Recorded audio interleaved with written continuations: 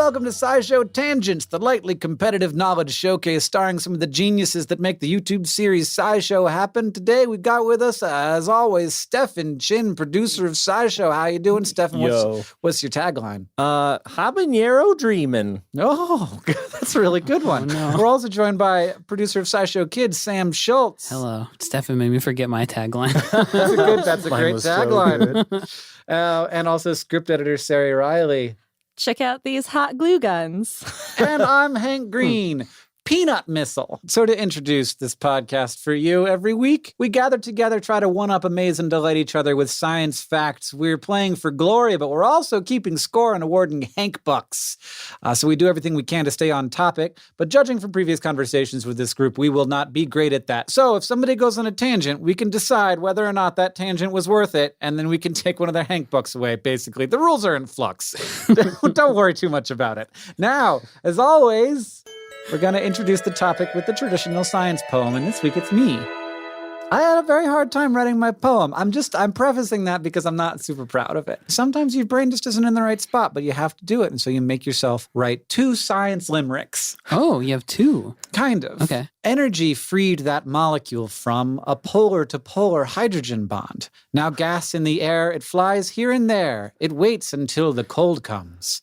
When conditions ideal diagram it, and people want to Instagram it, the molecules freeze to their tiny cloud seeds, and they fall on my windshield, goddammit. Hank, that was great. Why aren't you proud of that? No, it doesn't make sense. Well, it sounds like when it makes conditions sense. ideal diagram it.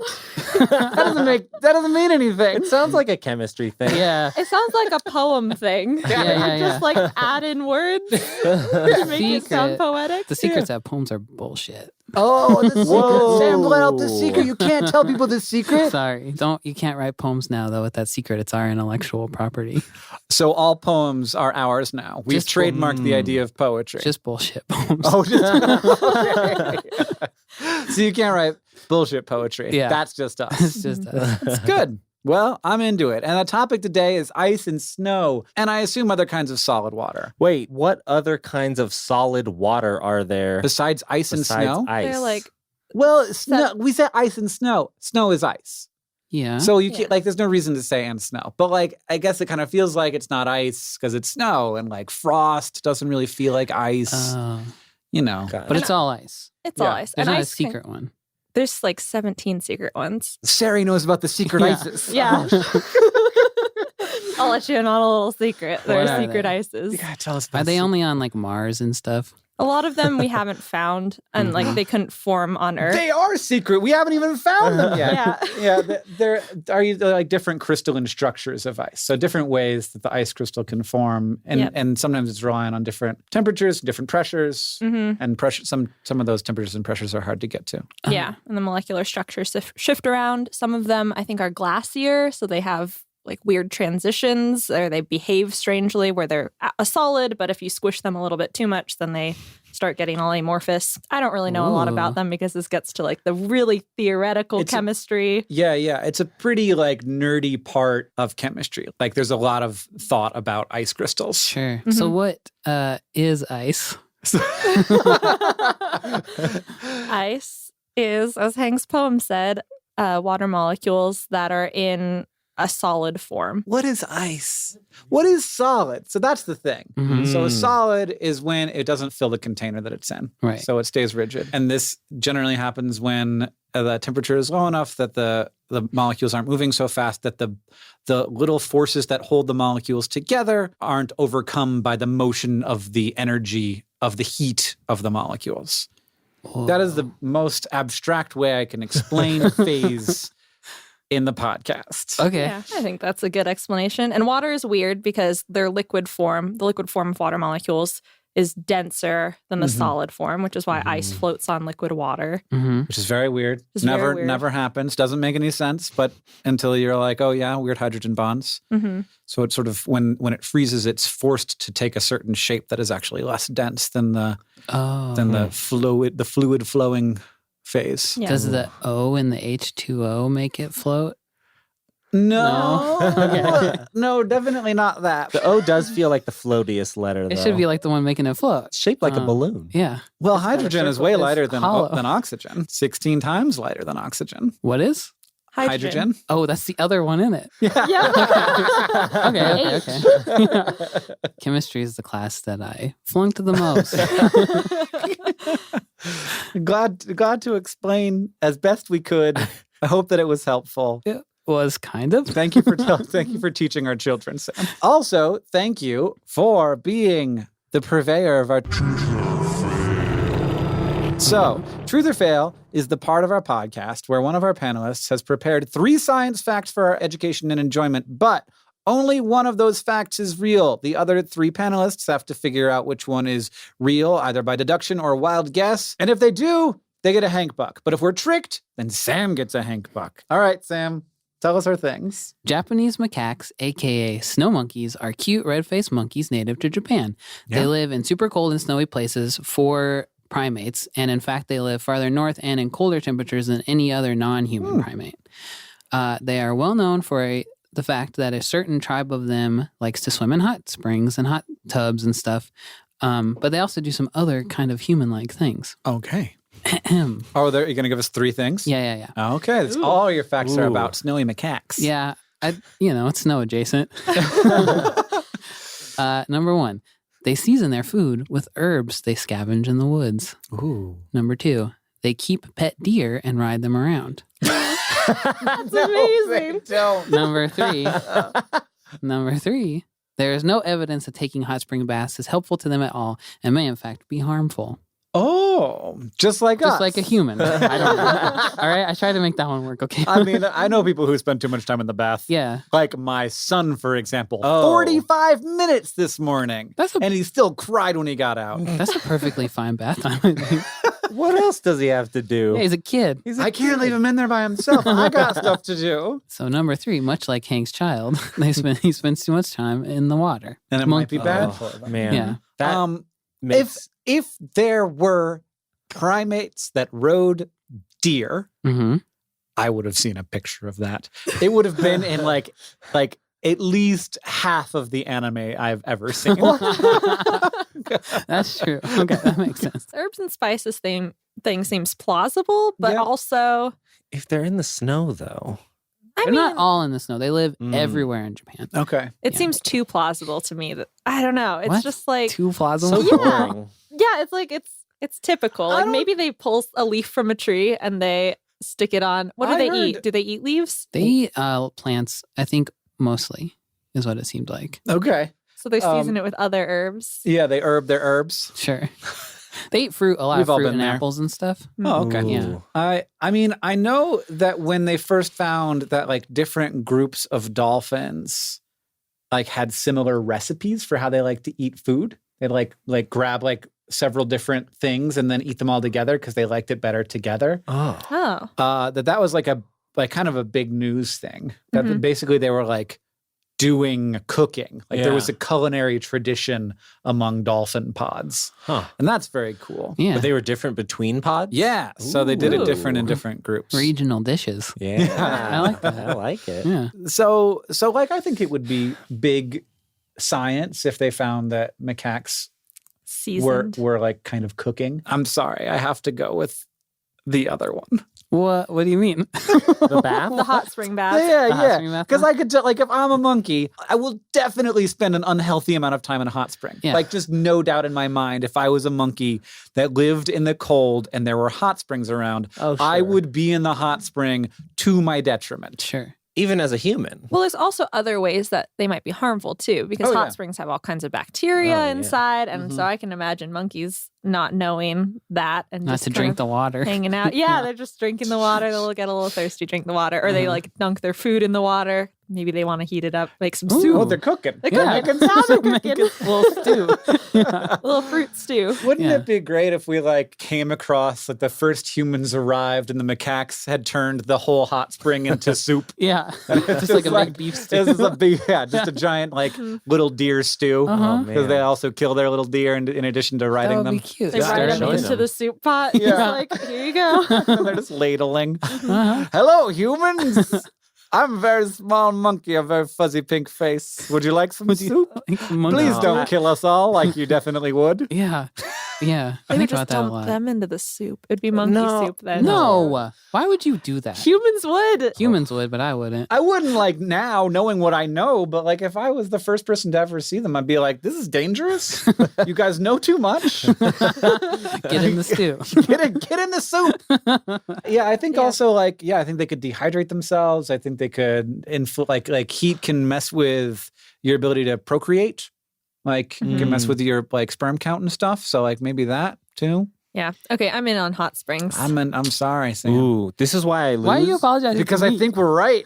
And you're gonna lose all your Hank bucks. Okay. No, this is why I lose the game every time, but I'm going to go with the pet deer. All right, could be the please. pet deer. Okay, I'll read the answers one more time. Okay. Number 1, they season their food with herbs they scavenge. This is snow monkeys I'm talking about. Number 2, they keep pet deer and ride them around. Number 3, there is no evidence that taking hot spring baths is helpful to them and may in fact be detrimental. And the right answer is they keep pet deer. No, I don't keep pet deer. They do. Oh my God. Look it up. They ride them? Yeah, and they do something even worse to them that I'll tell you about. Oh, no. Can you talk about it on the podcast? Yeah. Is it legal? They keep these herds of deer. They stand on their backs and pick fruit. The deer let them ride them around. They're not scared of them. They share their food with them. And also they hump them for sexual gratification. Male and females have been observed like rubbing on their backs in a sexual manner. Oh my God. Oh, Ceri Riley, how did we not know this? I don't know. I'm ashamed. Yes, Like this seems like the top of the list of things I would know. Uh-huh. Not should, but would. But would. Yeah. Yeah. Like of all the random facts that I know about so many different animals, this would be one of them. Yeah. Especially it's like a weird animal sex fact. Yeah, too. with the hump. Right? Mm-hmm. Oh my God. They don't let other monkeys hump their own deer either. They Wait, they chase don't them like off. want like they're monogamous? They have a Or bunch other of species of I monkeys? think the monkeys that have the deer have a number of deer, and they Okay. don't let other monkeys. Like other groups of monkeys? They've been observed chasing monkeys trying Huh. to hump their deer off. So they're like deer ranchers. yeah, They're like basically. deer I don't know if they eat. I ranchers. don't think they eat them.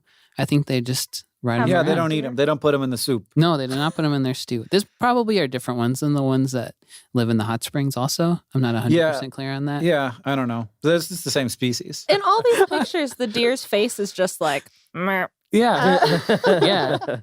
So I imagine this is what it's like for horses when a human climbed on one for the first time and they were just like, what is happening? Yeah. These deer have a monkey climbing on top of them and they're Uh-huh. like, excuse me? Yeah, they don't try to get them off, but the monkeys don't. I don't think they can control where the deer go or anything like that. So the other two are based on real things too. Okay. I'm sorry that it's not that snow and ice related. I just got really excited when I saw that they were Yeah, riding the deer I around. can't believe Stefan got it. I can't believe I trusted you. You were like, I would have known about it. I was like, yeah, I would have known about it too. This should be in the animes. Yeah. There should be anime just about this. So they season their food with herbs they scavenge? No, they season their food in the ocean. Some of them have been Oh. observed throwing sweet potatoes Wait. into the ocean. To make it salty? They think to make it salty. They're not Ooh. 100% positive, but some will like just brush it off and some will chuck it into the ocean and wait for it to come back. I think it's because, That could it also might- be them. The ocean is their soup pot. yeah, the ocean's a big old soup pot. Yeah. And the evidence of it not being helpful to take a hot spring bath, they don't know for sure yet if it actually helps them keep warmer because there's maybe other complicating factors like being in a hot tub as a human doesn't necessarily help you not get hypothermia. But they studied the poop of a bunch of the macaques that live in hot springs, and they found that the ones that spent the most time in the hot springs had the least amount of stress hormones in their poop. Oh. So they are probably less stressed out from being cold all the That's time. a lesson we all could learn. Yeah, they're really chill monkeys. Man, I want to be a chill monkey. Me too. I think everybody sees those monkeys and thinks that would be great. Just Yeah. sit in a hot spring in a beautiful mountain all the time. And then ride your deer around. yeah. Eat some ocean soup. yeah. Well, I'm rich now. Again. You're Yeah, doing I hate okay. You got 2. That's pretty good. It's got- better than you. I got 1. I don't have anything, so Yeah. I've done nothing. You haven't had that. Oh, yeah, you have had the opportunity and you blew it. Yeah, I so. blew it. I was too confident. Speaking of being rich, now it's time to hear a word from our sponsors.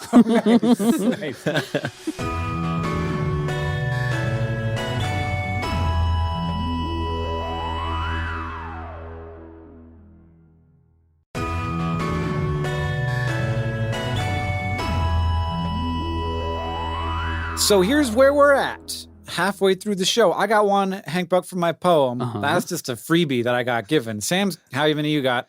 I got 2 Yeah, points. You do. One for because Ceri and I messed up. Stefan, how you doing? I got 1 for being a genius. Ceri, how about you? I have none because I'm clearly not You one. guys were so smart, you were stupid. It definitely happens. And now it's time for the Fact Off, where 2 panelists have brought science facts to present to the others in an attempt to blow their minds. The presentees each have a Hank Buck to award to the fact that they like the most.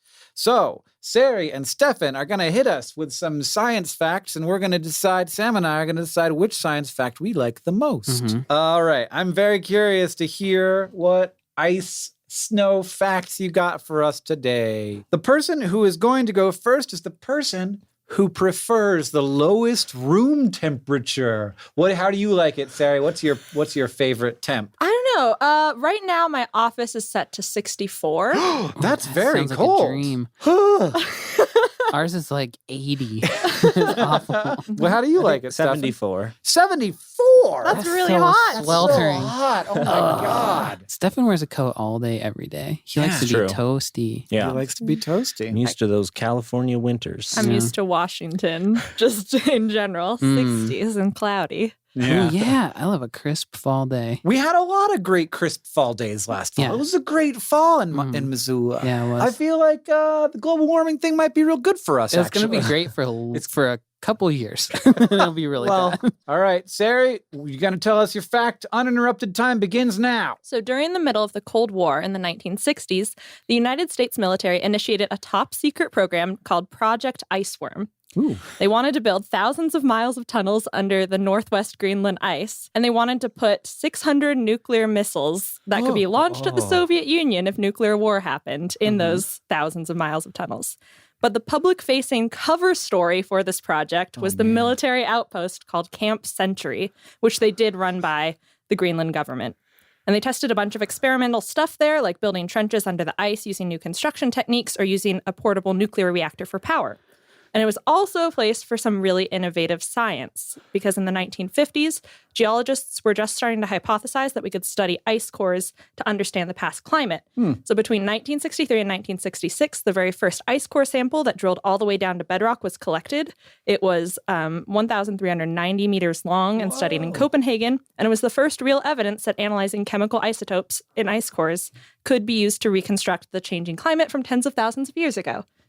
Oh. Huh. So something good came out of our but idea that, hey, let's turn the ice into just a giant Missile launcher. Yeah. Yep. Let's turn missile the whole launcher. country into a giant missile launcher. And not tell them about it? And not tell them about it. Yeah, Like that's that was, I don't know how this plan was supposed to go, but like 2,500 miles of tunnels with 600 missiles in there. Don't know how they were going to sneak those in. Oh, in a boat. Yeah, I guess so. It was That's all horrible. You got a military base. Greenland isn't counting all the stuff that's coming into your military base. Yeah. We're allies, and we're just like, hey, don't check Yeah. the ice. Why would you check the ice? Yeah.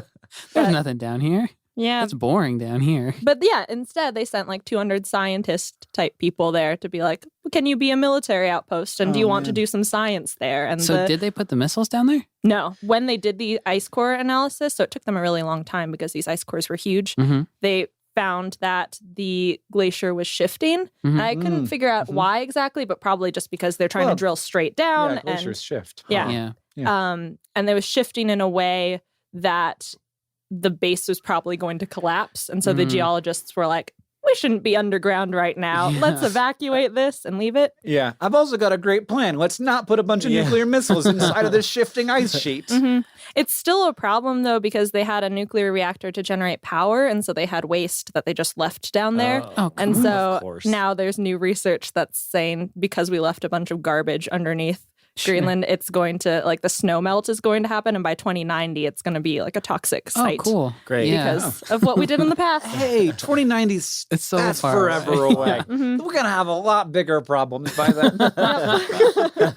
Okay, so Ceri's fact is that, summarize for us. That the first big ice core samples were taken because of a weird, strange military project in the Cold War. Can I ask one more question? Yeah. Okay. So did they take think that were they digging and then they pulled out an ice core and they were like, I know what we can do with this?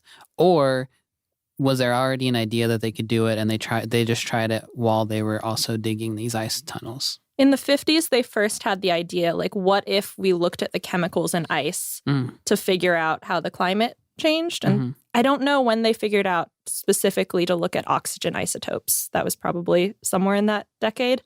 But this was the first time that scientists were able to send a team to a place that was cold enough and where they could put a big drilling machine for long enough. And it was the first time they got, this core was, like 5,000 feet long almost. Wow. So they went really, really deep and took it out. And so it was like the most comprehensive evidence that we had at that point to prove that this idea worked. So before this point, everyone was like, oh, could we look in ice maybe? Could we see things about the climate? But they pulled out this giant ice core and saw changes in oxygen levels throughout it and then mapped out what the climate would have looked like for the past, for tens of thousands of years. Cool. And we're like, this works. And now ice cores are used all across climate science. Thanks, Ice. All right. It's time for Stefan. Your uninterrupted time begins now. So in 400 BCE, Okay. in modern-day Iran, Persian engineers had developed 60-foot-tall mud brick domes that were connected to underground chambers that were 5,000 cubic meters in size, which is a little bigger than 2 Olympic-sized swimming pools. And the base of the dome had walls that were 2 meters thick, and the mortar was a nearly waterproof, super insulating material that included ingredients such as egg whites and goat hair. And this whole contraption involved aqueducts, trenches, and wind catchers, and chilled treats came out of these buildings for the royals. Chilled treats? So basically, these allowed them to store ice even in the summer in the middle of the desert. Where did they get the ice? So sometimes they pulled the ice from nearby mountains in the winter and brought it into these caverns. But they could actually form ice in these buildings. So they had a bunch of cooling mechanisms, like the dome shape draws heat towards the top and there's vents up there. They even had walls to shade the thing so that it would be cooler. So the aqueducts would bring water in and then that would sort of fill the trenches, or when ice in the building would melt, that would also fill the trenches and that would freeze overnight because in the desert, nights are actually pretty cold. And so it would freeze and they'd break the ice and then move it into the storage chamber. So what kind of cool treats came out? It's just like a Coca-Cola? Is it like a drink, or do they make ice cream, or? I don't remember what it's called. What do they There's do? a traditional Arab treat. I'm guessing it's a shaved ice. So it was basically just a thing for the rich people to get get cool treats. They did store food in there. Okay, that's good. Oh, okay. But it was also used to chill treats for the rich people. I just like the idea of someone even back then, they could have been like, dude, why are you refrigerating your bread? You totally don't need to do that. Your ketchup or your butter. Do you refrigerate ketchup? Yeah. Yes. Yeah. Yuck, why? Because I like it to be cold when I put my fries in it. Oh, I like it to be room temp. There's so few things that I want to be room temperature. I feel like I want either hot or cold foods. But I also like food that's supposed to be hot, cold. Like pizza? Oh. Pizza is the quintessential example, but for me, anything. Tacos, soup, Scrambled eggs. Scrambled eggs. No. So here's how I know. I'm going to spend a Hank buck. Okay. You guys aren't going to appreciate this, but here's how I know that different people are different. Because I will tell you a thing that I like, and everybody, including everybody listening at home, will be like, ugh. Oh. I like it when I get a corn dog and it's still cold in the middle. But it's hot on the outside. Oh, God. So you like salty sweet, you like crunchy chewy, Yes. and you I do like know how you hot like cold. those. It's like a hot fudge sundae, but a Right. hot dog. That sounds dangerous more than anything to me. It's fine. They put a lot of stuff in those hot dogs. So, No, I hate that. Hey, we're all different people, and we have Sure. to I have to accept that other people don't like that idea. But doesn't mean there's anything wrong with you. And I know there's nothing wrong with me. All right, so I'm gonna give my Hank buck to. Oh gosh, those are both very good. I'm going to go with Ceri because I feel like the long-lasting science implications of this strange Greenland military experiment were, extremely valuable. I'm going to go with Stefan because I like the human can-do attitude of the whole thing. Yeah, that's a pretty good We human need ice. can-do attitude. Yeah. It's like the slaves are going to build these really big, high temples just so that the rich people can have some shave ice. Somebody had to draw the schematics and stuff, I guess. It's not all, well, it's it's amazing. Like, I don't know how they figure out how to do that. It's amazing. Mostly it's that. How does anybody figure out how to do anything? Mm-hmm. I was listening to something and they were talking about how highways and bridges and stuff were built before computers, and it's like, no. No, bad idea. I was looking at my shoes earlier and I was like, that looks like a lot of work. Yeah. But like somebody had to sculpt the bottom of them. Yeah, it's like, I was like, dude, like a lot of work. Yeah. This is a huge amount of work went into this shoe. Even just fabric, right? Like everyone back in the day had to make leather. Oh. You had to figure out how to do that. Or weaving. Or weaving. Yeah, just like forever by hand. No looms even. Yeah. And then when they had looms, that was also very hard. And you needed special people with small fingers, aka children. Oh, yeah, small boys. You're like, let's change colors now. Okay. I'm sure I won't get stuck in this giant machine. It'll be fine. All right. So it's time, we gotta move on. It's time for Ask the Science Couch. Sam, do you have Ask the Science Couch question for us? I do. Today's Ask the Science Couch question comes from Jane Forbes. Jane asks, can you physically build structures out of ice, like buildings/houses? Explain why it might not be possible. Oh, well, you definitely can, because that's what an igloo is. Like an igloo. But can you make the ice palace from that James Bond movie? Well, there's ice hotels. So there is an ice hotel. that place too. is real, isn't it? Yeah. From the James Bond movie. I think that it's real. Yeah. Ooh. I also know of people who've tried to build like boats out of ice/wood slurry mixtures, which turns out to be like a sort of a temporary thing. Pykrete.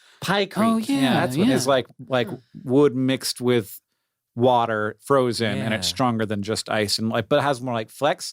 So like it like ice, you hit it and it just breaks. It doesn't bend at all. But this stuff has a little bit of flex before it breaks. It has lower thermal conductivity too, I think, right? That makes So sense. that's why it doesn't melt as easily, because it's not just a bunch of water molecules arranged. There's wood in there too, which can like be a heat sink, maybe? Insulator. That's the word that I wanted. Yeah, that's basically what I wanted to talk about, because pykrete is super weird. Oh, you want to talk about pykrete? I want to talk about pykrete because for some reason during war, we have weird ideas. Yeah, it forces us to think like, what can we do that the others won't do? Build a boat out of wood and ice. Yep. When is this? World War II. What? Very recently, yeah. I was thinking like Rome or something. No. Geoffrey Pike, I think he was British. Oh, is that why it's called pykrete? That's why it's called pykrete. Yeah. Ah. Yeah. English journalist, educationalist, and later an inventor. What the frick is an educationalist? No, That's not a thing. I think he was just a man who liked to think, and he was probably rich enough that he could just do that. That's his job. The dream. And so when they were out of steel, he was like, let's find a cheap substance to replace it. And he mixed water and sawdust at that point and let it freeze and made pykrete.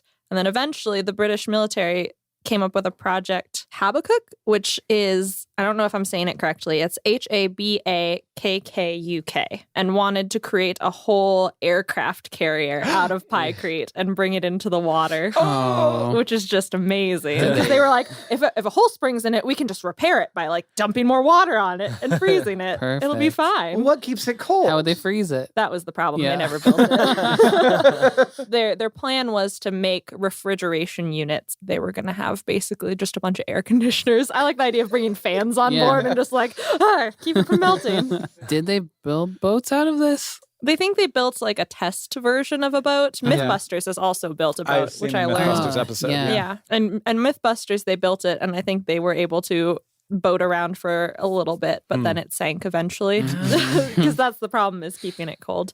So are people building ice buildings? Oh, you wanted to know how big of an ice building it could be. Before physics says no. I feel like pretty big, because I think ice is pretty structurally sound. Yeah. At least in the ice hotels. And not super heavy. And not super heavy at all. I think stuff like stairs seem like it would be trickier unless Slippery. you everything Yeah, would be really very dangerous. slippery. Yeah. But there are ways to bind ice together. I don't know how sturdy it is. One article called it snice because it's snow ice. Uh-huh. I think they just coat ice bricks in sort of like a snow Yeah, okay. slurry. Huh. Yeah. And then that sticks them together because then when the less dense snow squishes the bricks together and you dump a little water on, then it just freezes into a bigger ice sheet. And so I assume that's structurally sturdy enough to create ice hotels or ice mazes or whatever novelty ice structure you want to make. Uh-huh. My biggest worry is floors and the reinforcements there. But that's why structural engineers exist. And I'm not one of those. And I don't think about those problems. So Well, also it doesn't just melt. Like if it just gets hit by the sun, it could sublime, and then you've got it'll just a always giant- be you're going just away like- a little bit. you don't want your building materials to vaporize generally. But that's probably another good thing about that Pykrete doesn't do that as much. So wait, to summarize, can you physically build structures out of ice? Yes. yes. Like buildings and houses? Yes. Why not? Explain why it might not be possible? There's no reason it's not possible. We could totally do It'll that. just disappear into thin air It eventually. will eventually. Yeah, it's not a long-term solution. It's going to be a lot of upkeep on your home made of ice. Thanks, Drayden Forbes, for your question. And thank you, everybody, for sending in your questions. If you want to ask the Science Couch a question, you could tweet at us using the hashtag Ask SciShow. And you can also follow us on Twitter at SciShow, where we will occasionally ask you for topic-specific questions for just this reason. But you can ask us any old question any old time, too. Absolutely. Mhm. So what do we got here at the end of SciShow Tangents? We got me with 0. We got Ceri with 0. Oh, no. We got Sam and Stefan tied. I made you tie me. Oh. I didn't mean to do that.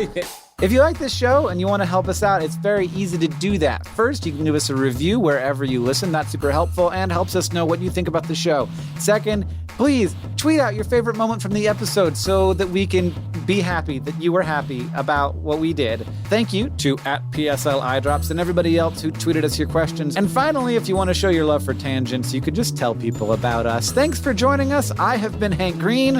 I've been Ceri Riley. I've been Stefan Chin. And I've been Sam Schultz. SciShow Tangents is a co-production between Complexly and WNYC Studios. It's produced by us and Caitlin Hoffmeister. Our art and music are by Hiroka Matsushima and Joseph Tunamedish. Our social media organizer is Victoria Bongiorno. And we couldn't make any of this without our patrons on Patreon. Thank you. And remember, the mind is not a vessel to be filled, but a fire to be lighted.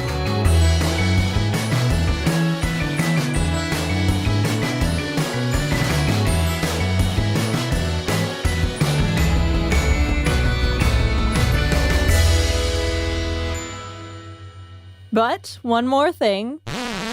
To survive icy ponds in winter when they can't get to the surface to breathe, some species of aquatic turtles hibernate by breathing through their butts. Do the turtles stick their butts above the surface then? No, they just lower their metabolisms really, really far down, and they have a lot of vascularization through their cloacas. They have this whole chamber full of blood vessels, so they just veiny butts. What Yeah. do they suck in there? water. They And- breathe the Oh. water. They breathe the water and then just like remove the Whoa. oxygen from the water and then squeeze it back out. They have Their butt butthole. gills? Yeah, it's Kinda. Cool. It's called cloacal respiration, which is a great science. You should try it sometime. I don't have one of those.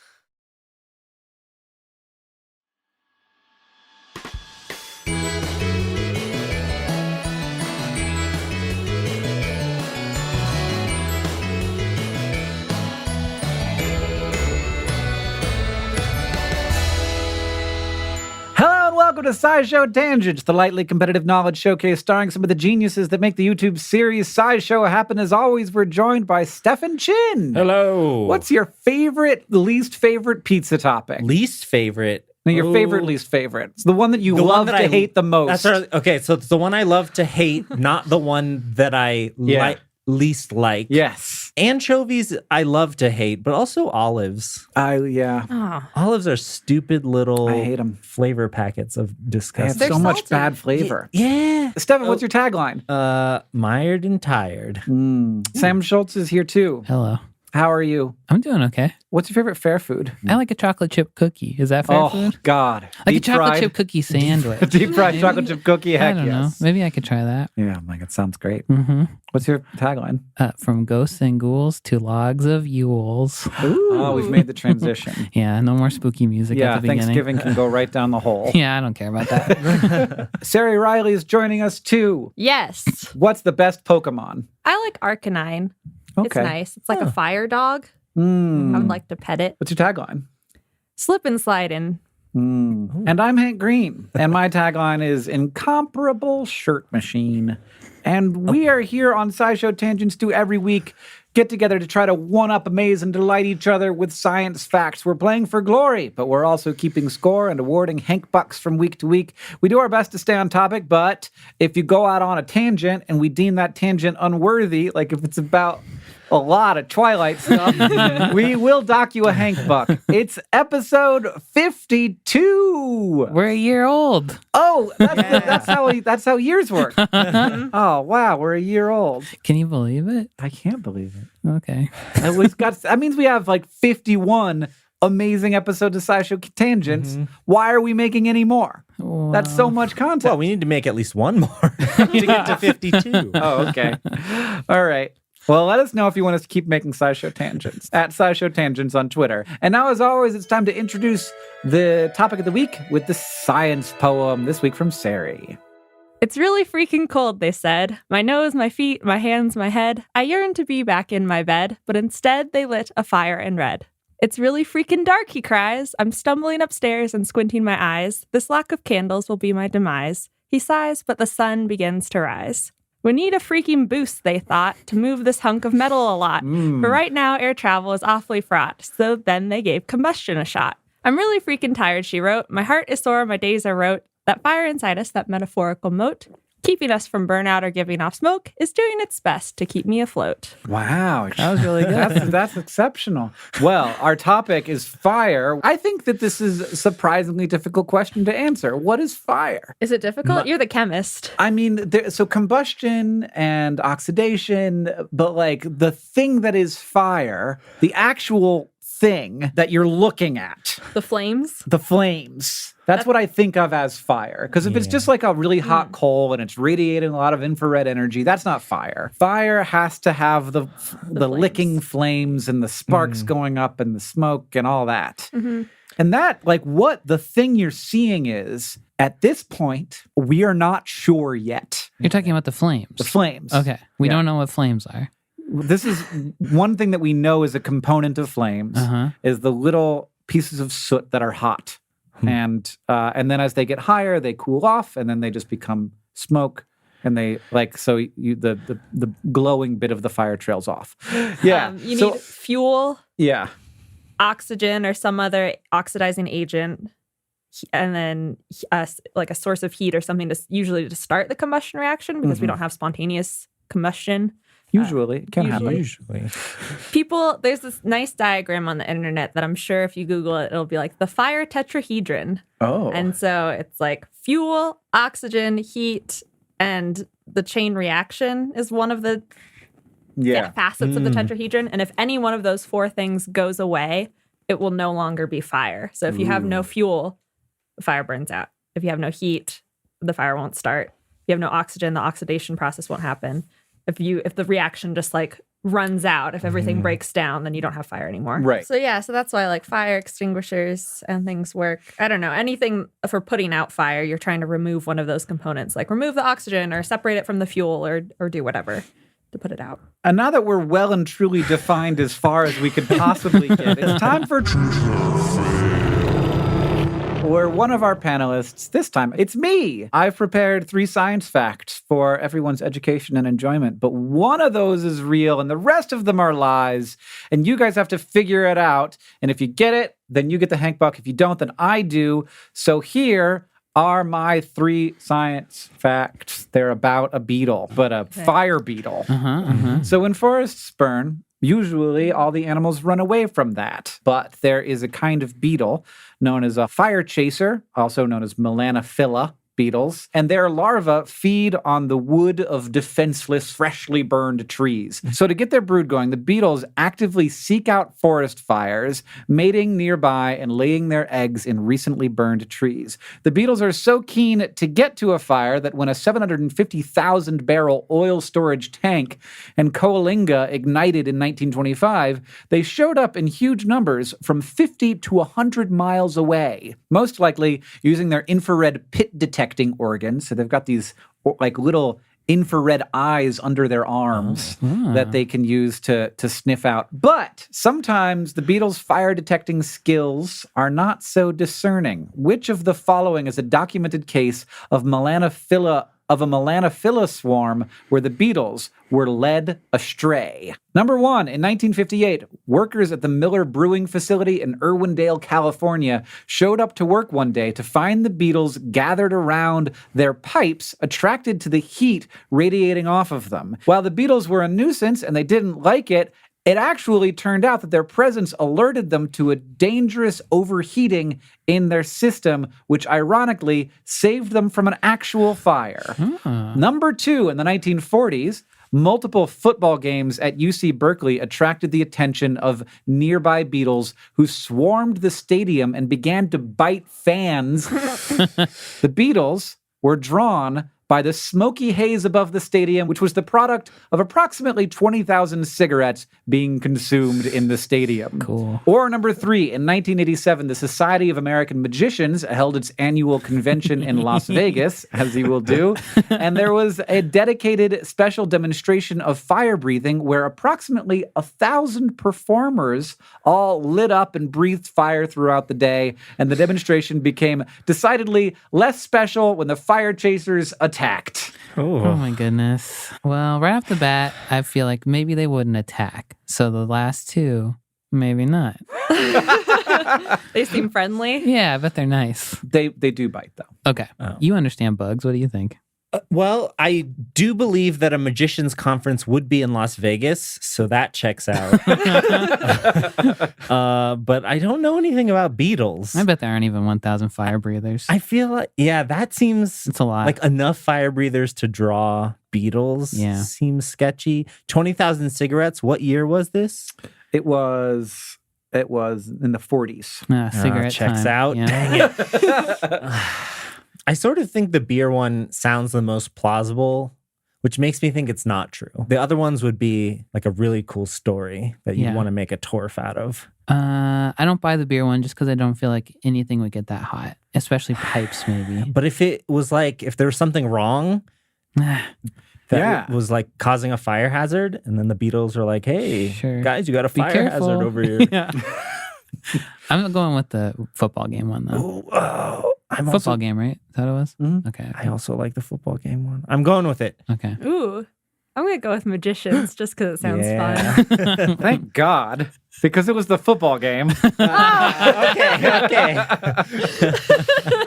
Yeah, 20,000 cigarettes. The thing that surprised me about this is that they have it's really well documented that they're good at detecting heat.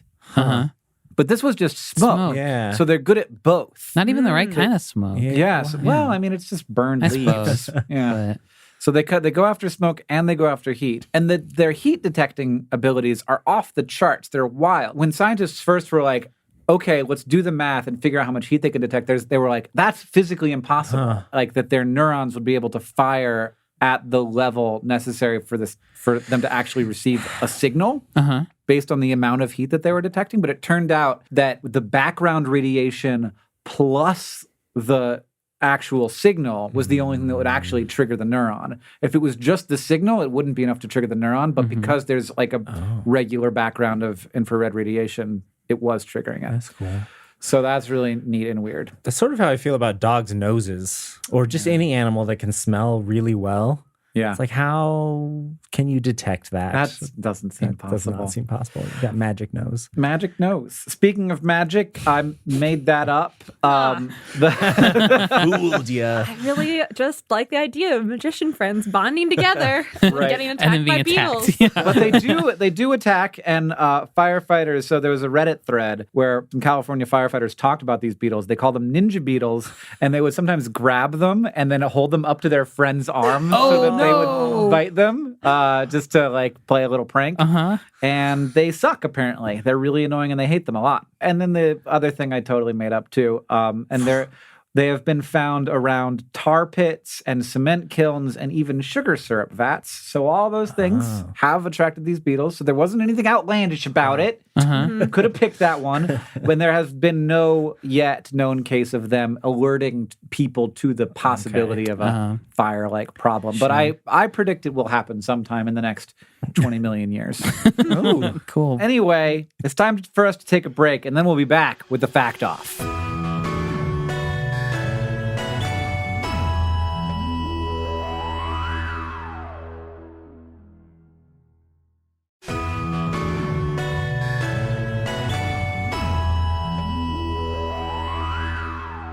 Hello, everyone. Welcome back. It's a tie ball game.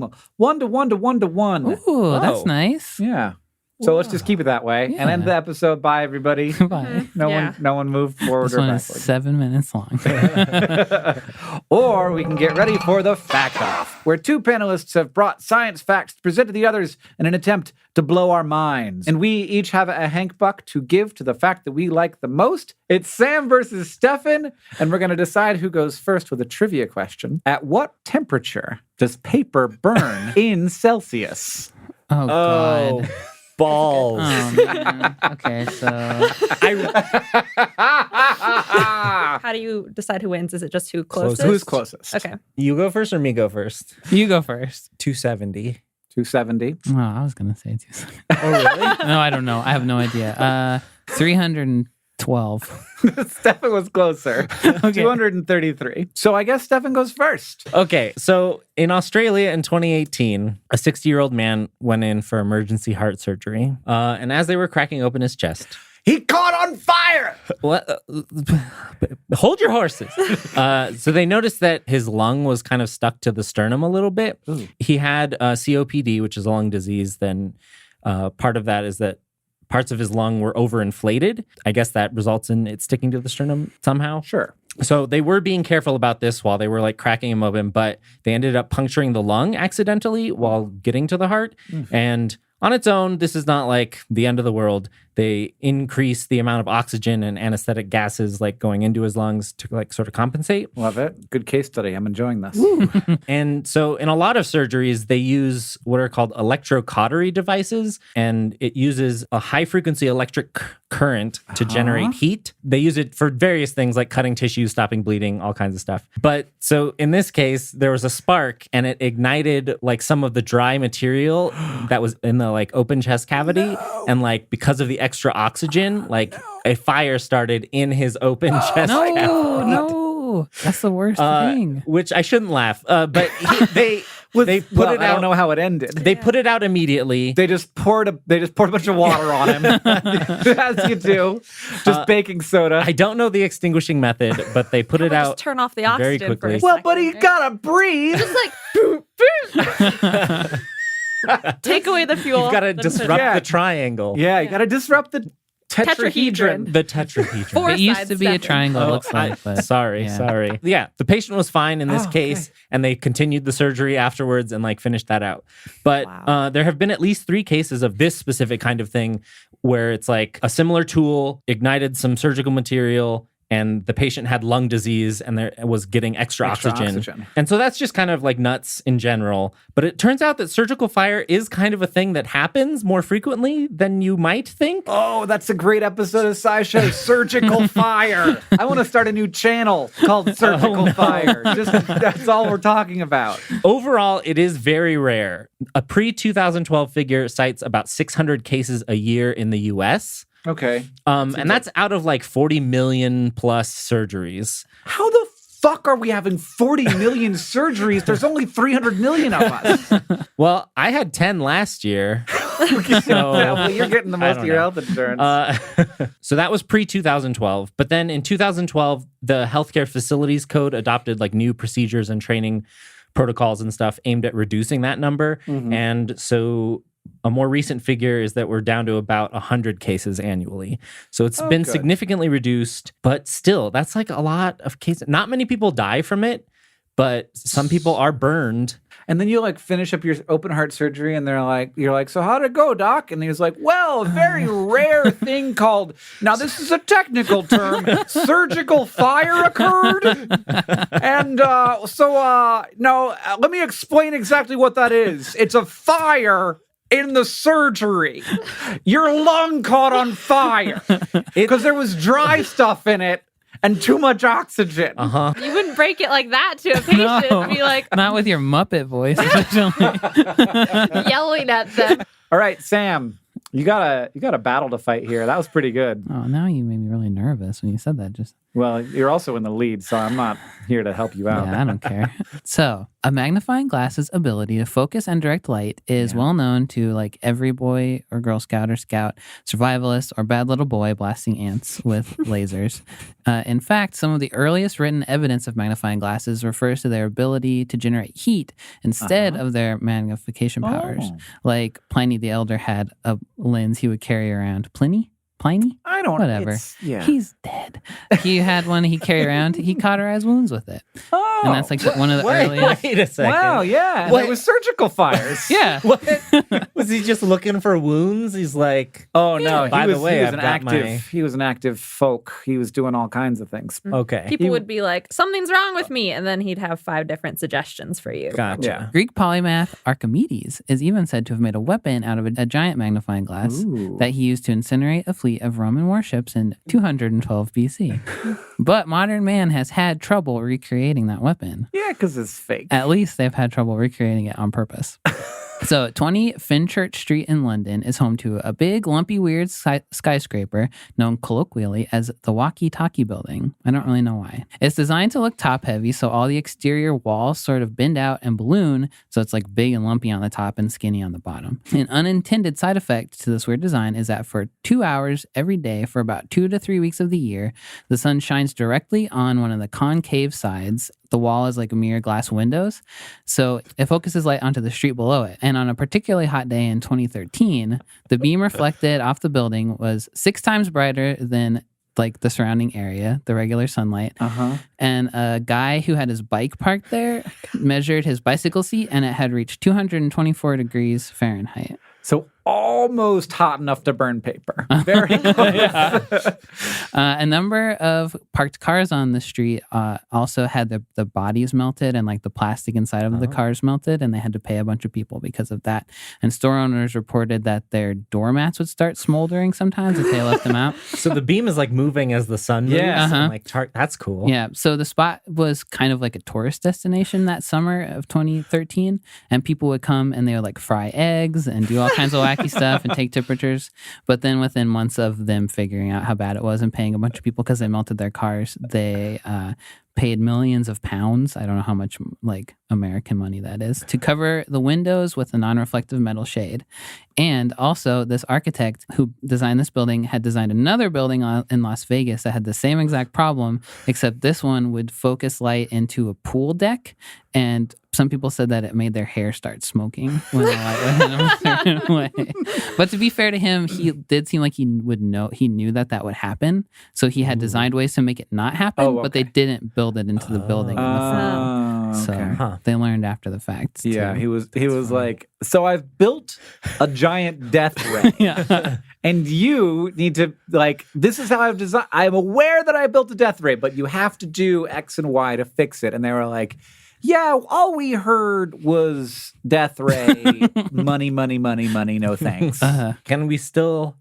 No, it's all fixed. It's now. all like covered up. It doesn't do it anymore. It doesn't do it anymore. Feels like it'd be a glorious. It just did it for that one summer in 2013. Yeah, missed it. No more death well, ray. I'm glad. So, like, I as you were saying this, I was like, there's no way they could have not known that this would be a thing. Yeah, like you don't build a building like this and are like, to see what happens. Yeah. I read that they used the wrong kind of window because it was a cheaper window they used on purpose to lower costs. But yeah. All right, we have our facts. 1, we've got a 60-year-old man who caught on fire during surgery. It was a surgical fire, and it turns out it's a thing that happens when people catch on fire during surgery, and it's not good. Or we have a death laser building built in London by a man who also built a death laser building in Las Vegas. Where are we going to do it on 3? Are you ready, Ceri? Yeah, this is so hard. Okay, we'll do it on 3. 3, 2, 1. Stefan. Oh, you bastards. Yeah. He's actually had fire. If you had said the bike exploded, Some of the they smoldered. doormats smoldered. Pretty Some close. of the doormats smoldered. I was just waiting for something in your story to be like, and then the doormat was a fire mat. Or like the car. I would suspect probably pretty quick they were like, we can't leave anything here that will actually catch on Yeah. fire. Yeah. So. Yeah. And now it's time to ask the science couch. We've got listener questions to ask to our couch of finely honed scientific minds. This one is from @GabbyLion. How would fire spread in space? In sci-fi movies, it looks as though explosions are the same as they are on Earth, but I've heard that flame itself would be spherical. So, like, what are we talking about? Explosions or fires? Because those are two different We're things. talking about fires because the theme of the episode is fires. Yeah. Yeah. Fire in space is a sphere for sure, because the reason that fire isn't a sphere on Earth is because heat, like hotter air, moves upward because hot air is less dense and the cold air is falling down around it. And that's a gravity thing. And in places where there is no gravity, then you don't have to deal with it. There's no shape to fire. Another thing about fire in space is that it doesn't generate its own wind. So on Earth, with the convection of like throwing up the hot air, the cold air has to come in to replace it because it creates a low pressure area. And that wouldn't happen in space. Yeah. That's is really good. interesting. Because that means that the fire would it would replenish itself less quickly. It would have less oxygen to fuel it. Yeah. Oxygen is brought in space by just diffusion, Right. which is really interesting because it's still expanding because hot air expands because the molecules get farther apart. But it's just like whatever oxygen is around it, like diffuses into this fire orb. Heat also, I don't know if diffusion is the right word, but is dissipating. I guess but that doesn't affect how the fire spreads. I mean, the heat is moving, and like the energy, like the molecules are bumping into other molecules, and that's increasing the energy of molecules farther and farther away. But that's not creating any sort of like. And I think that Not a would be wind, but like- it wouldn't create a wind, but that would be the mechanism of the spread of the fire. So when the fire, when the hot molecules start to hit other things, that energy gets transferred and the fire still can spread.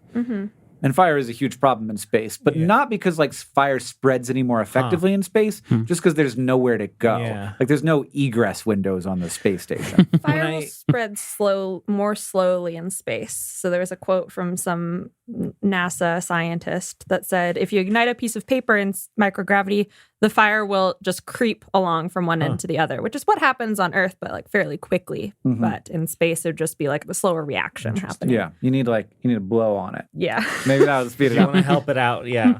Which you don't, in general, want to help the fire out. I have more space fire facts. Yeah. Okay. This is the coolest thing that I've read today. NASA ran an experiment called the Flame Extinguishment Experiment, or FLEX, to see what fire did in microgravity. And that's where the pictures of the dome fire and the sphere fire come from. The way that they do it, they have a special equipment rack in which they lit the fires. And they ignited a small drop of heptane or methanol as the fuel. And the most surprising thing that they found was the discovery of cool flames. Ooh, great.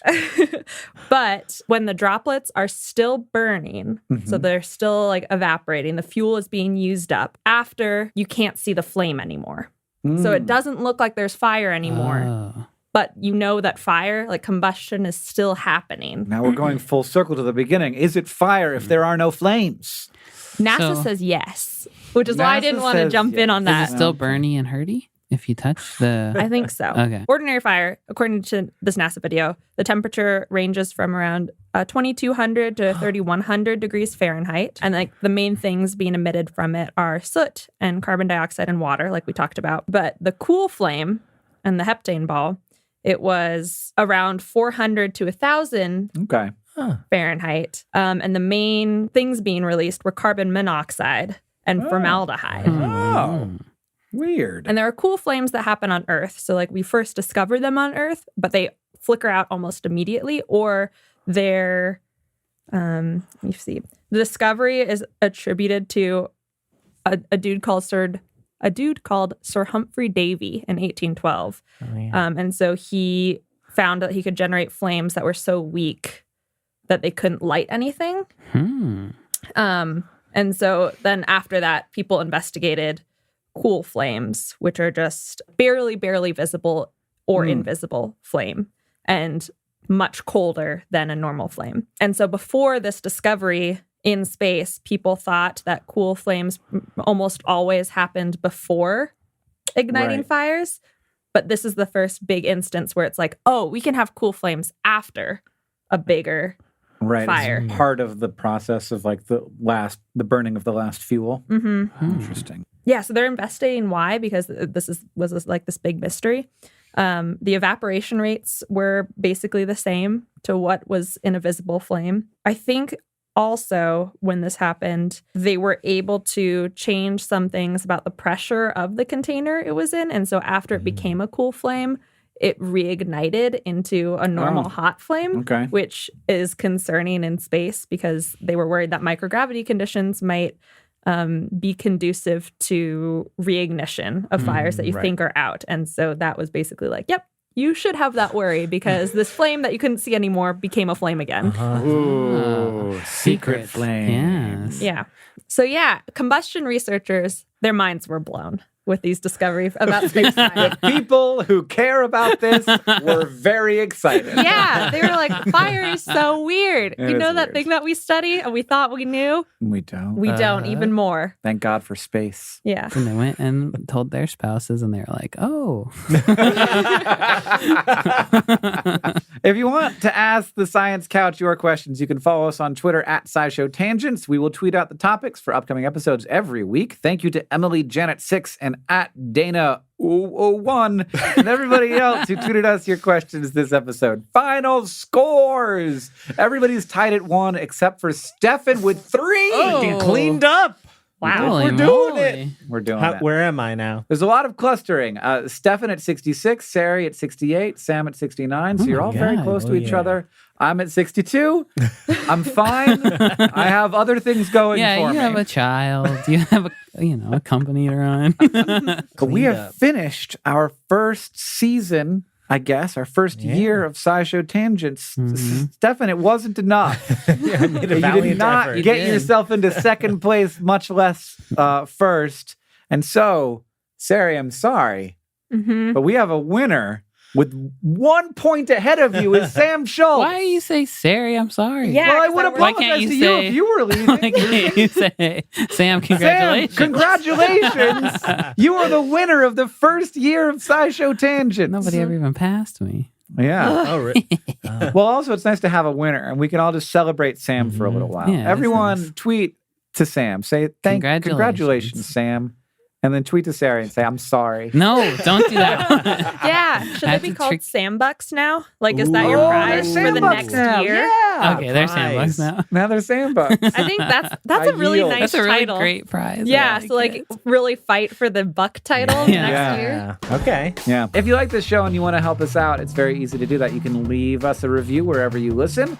That helps us know what you like about the show. It also helps other people know that you like the show. And we're going to be looking at iTunes reviews for topic ideas for future episodes. Second, you can tweet out your favorite moment from the episode. And finally, if you want to show your love for SciShow Tangents, just Tell people about us. Thank you for joining us. I've been Hank Green. I've been Ceri Riley. I've been Stefan Chun. And I've been Sam Schultz. SciShow Tangents is a co-production of Complexly and the wonderful team at WNYC Studios. It's created by all of us and produced by Caitlin Hoffmeister and Sam Schultz, who also edits a lot of these episodes along with Hiroka Matsushima. Our editorial assistant is Deboki Chakravarti. Our sound design is by Joseph Tunamedish. Our social media organizer is Victoria Bongiorno. And we couldn't make any of this without our patrons on Patreon. Thank you. And remember, the mind is not a vessel to be filled, but a fire to be lighted.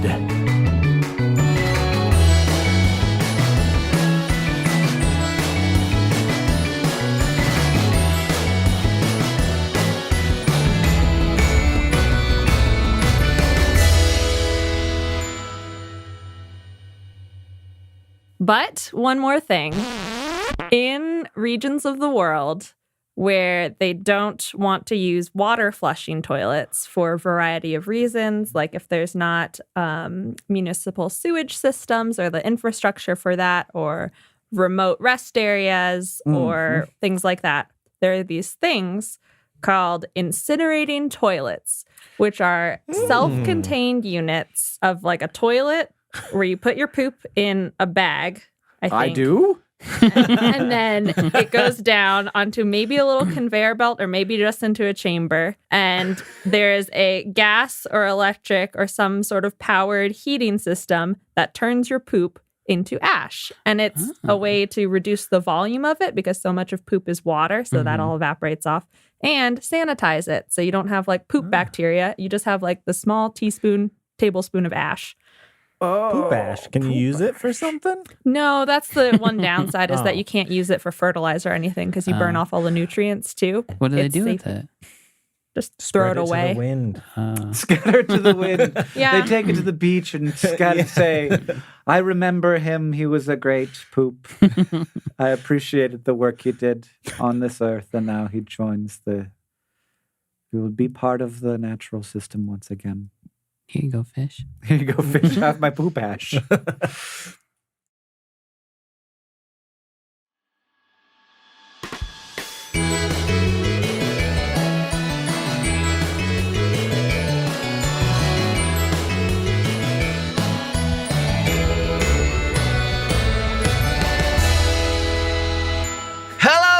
Welcome to SciShow Tangents, the lightly competitive knowledge showcase. I'm your host, Hank Green, and joining me this week, as always, is science expert Ceri Riley. Hello. How's space? Oh, I haven't thought about space lately. I'm sure it's vast and empty and probably doing just fine. I don't think Ceri cares about space, right? Well, I think Ceri cares about space. I'm pretty sure I've heard her say, I don't care about space. I probably have. Relative to other things, I am more excited about science on Earth than science in space, like relatively speaking. Sure. So I don't pay attention except for when space is doing something particularly exciting, like a Mars rover or something. Right. Can I propose to you that if things are going bad on Earth, that's just sort of Earth, Like it's messy here, but if things start going bad in space, it's all over. Like if you're like, what's the sun doing? Like the moment you're saying, what's the sun doing? That's a bad day. That's kind of the end. If space begins to destabilize in any measurable way, like we're all about to evaporate. That's the thing, though, about astronomers. And I, to be clear, I love astronomers. But whenever something weird happens in space, they're very vocal about it because space is largely the same to me. Very the same. Yeah. Very the same. And so when something weird happens, everyone's talking about it. So I'm sure that with my mild interest in space and my large, like, what's the opposite of a follow? I follow astronomers talking about things. Yeah. So they will be yelling and I will be in the know if something happens in space without having to study it myself. And that feels like the perfect relationship to me. Isn't it just always Indeed. Like, and here's another ball of gas that does this thing instead? Yeah. The thing, there is a kind of frustrating thing about astronomers where they're like, we found a new type of star. And I'm like, that means nothing to me. It's more green by 2%. Yeah. And also we're joined by our resident everyman, Sam Schultz. Sam, how is everything except science? Oh, it's not great. It's been better. You guys got to come help us. I know we Okay, don't we'll want get you on to, it. but you have to. Okay, that's a good point. That's very true. Every week here on Tangents, we get together to try to one-up, amaze, and delight each other with science facts while trying to stay on topic. Our panelists are playing for glory and for Hank Bucks, which I will be awarding as we play. At the end of every episode, one of them will be crowned the winner. And now, as always, we introduce this week's topic with the traditional science poem, this week from me. These are rocks, my fingers hurt. I came here for some good soft dirt. No, clay is sticky, that won't work. I came here for some good soft dirt. Mud's too wet, it's on my shirt. I came here for some good soft dirt. I need a pickaxe, this is chert. I came here for some good soft dirt. I want to push my hands in it, squish and plant my plants in it, find happy, healthy ants in it, and dirty up my pants in it. Oh, no. Black and loamy smells so sweet like a well-cooked perfect beet. The thing we think of when we say earth, dirt, dirt, dirt, dirt, dirt, dirt, dirt. I love that. That's like the new kids book of the year. All kids will be shouting dirt. Make Dirt, a dirt, mess dirt. in my pants with it? Is that what you said? No, dirty up my pants with it. That's pretty close to what I said. You know, it's what dirt. You dirty your pants with it. I just love that I was like, oh, chert. What is chert? That's a rock. It's a kind of rock. Yeah. Pre-dirt. It's actually post-dirt. It's sedimentary. Oh, excuse me. It could be dirt again, right? Eventually. Yeah, you're right. You're right. Cycles dirt. Yeah. Ceri, legitimately, because I don't think I could answer this question, what the fuck is dirt? So, to define dirt, I first need to define soil. Oh no, they're not the same. They're similar, but from what I can tell, soil scientists prefer you call it soil, and then dirt is displaced I've heard soil. this. So soil is like, I'm here doing my soil thing, and then you grab it and you put it in your hand and like, I'm dirt now. Yeah. Yep, exactly. Yeah, if you once you track soil into the house, that's like, oh man, that's dirt. Yeah. But outside, it's doing its soil thing. So whenever there's like a bag of soil at the garden store, that's a lie. Yeah, That's it's dirt, I dirt. think. Yeah. Displaced. Mm-hmm. But what they have in common is that they are comprised of solids. So like a mixture of minerals and organic matter that's either in the middle of decomposing or decomposed into very small particles. Liquids like water, but also other things. And gases, because there's also like little space. Pockets in soil, like of sometimes nitrogen gas, but oxygen gas. Other things that are in the atmosphere are also in the soil. And then also like all the ecosystem that exists, and there's like the soil ecosystem, which is, as Hank listed, ants and worms and microorganisms. Hank didn't list it. He only listed ants. Listed ant. I guess That he ain't a listed list. ants. Yeah, it rhymed with pants. Okay. Can a list be one? No. Oh. Yeah, you can have a list of one. Ceri, what is a list? Anyway, ants, fungi, plant stuff. That's all in soil. And then as you start going down further, you're not in soil anymore. So like the top layer is mostly leaf litter and humus, not hummus, but it's decomposed organic matter. And then below that, where you like germinate seeds, is topsoil. So I would say those two layers of the sandwich still soil.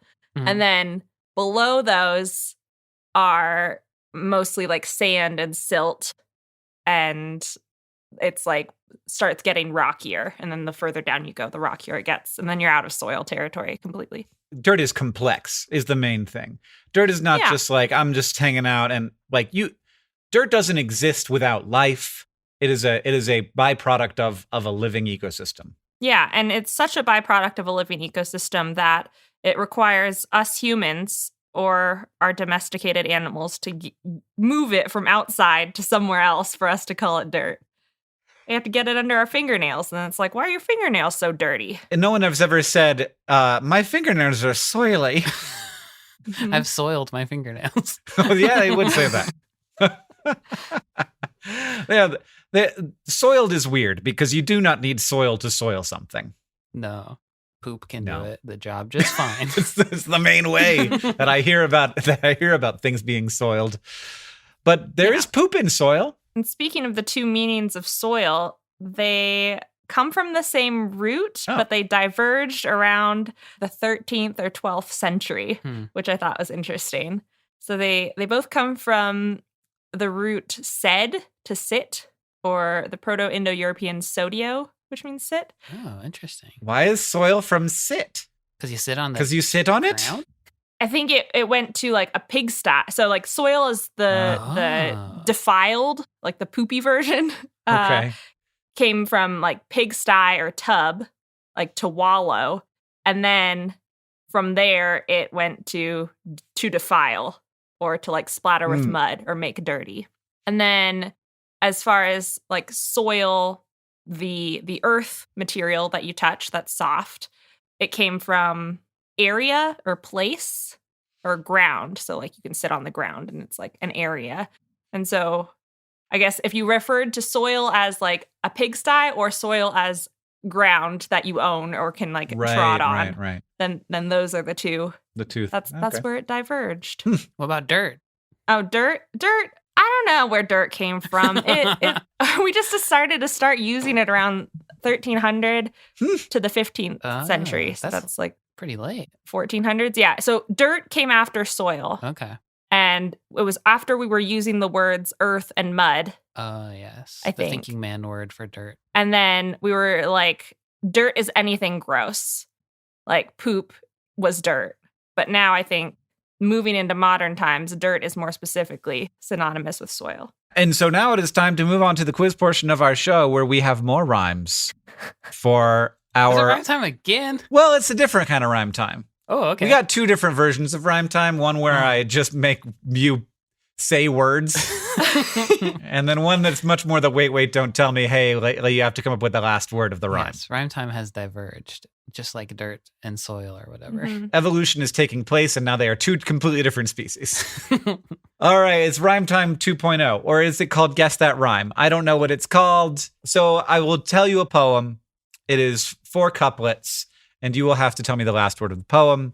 And it is what the poem is discussing.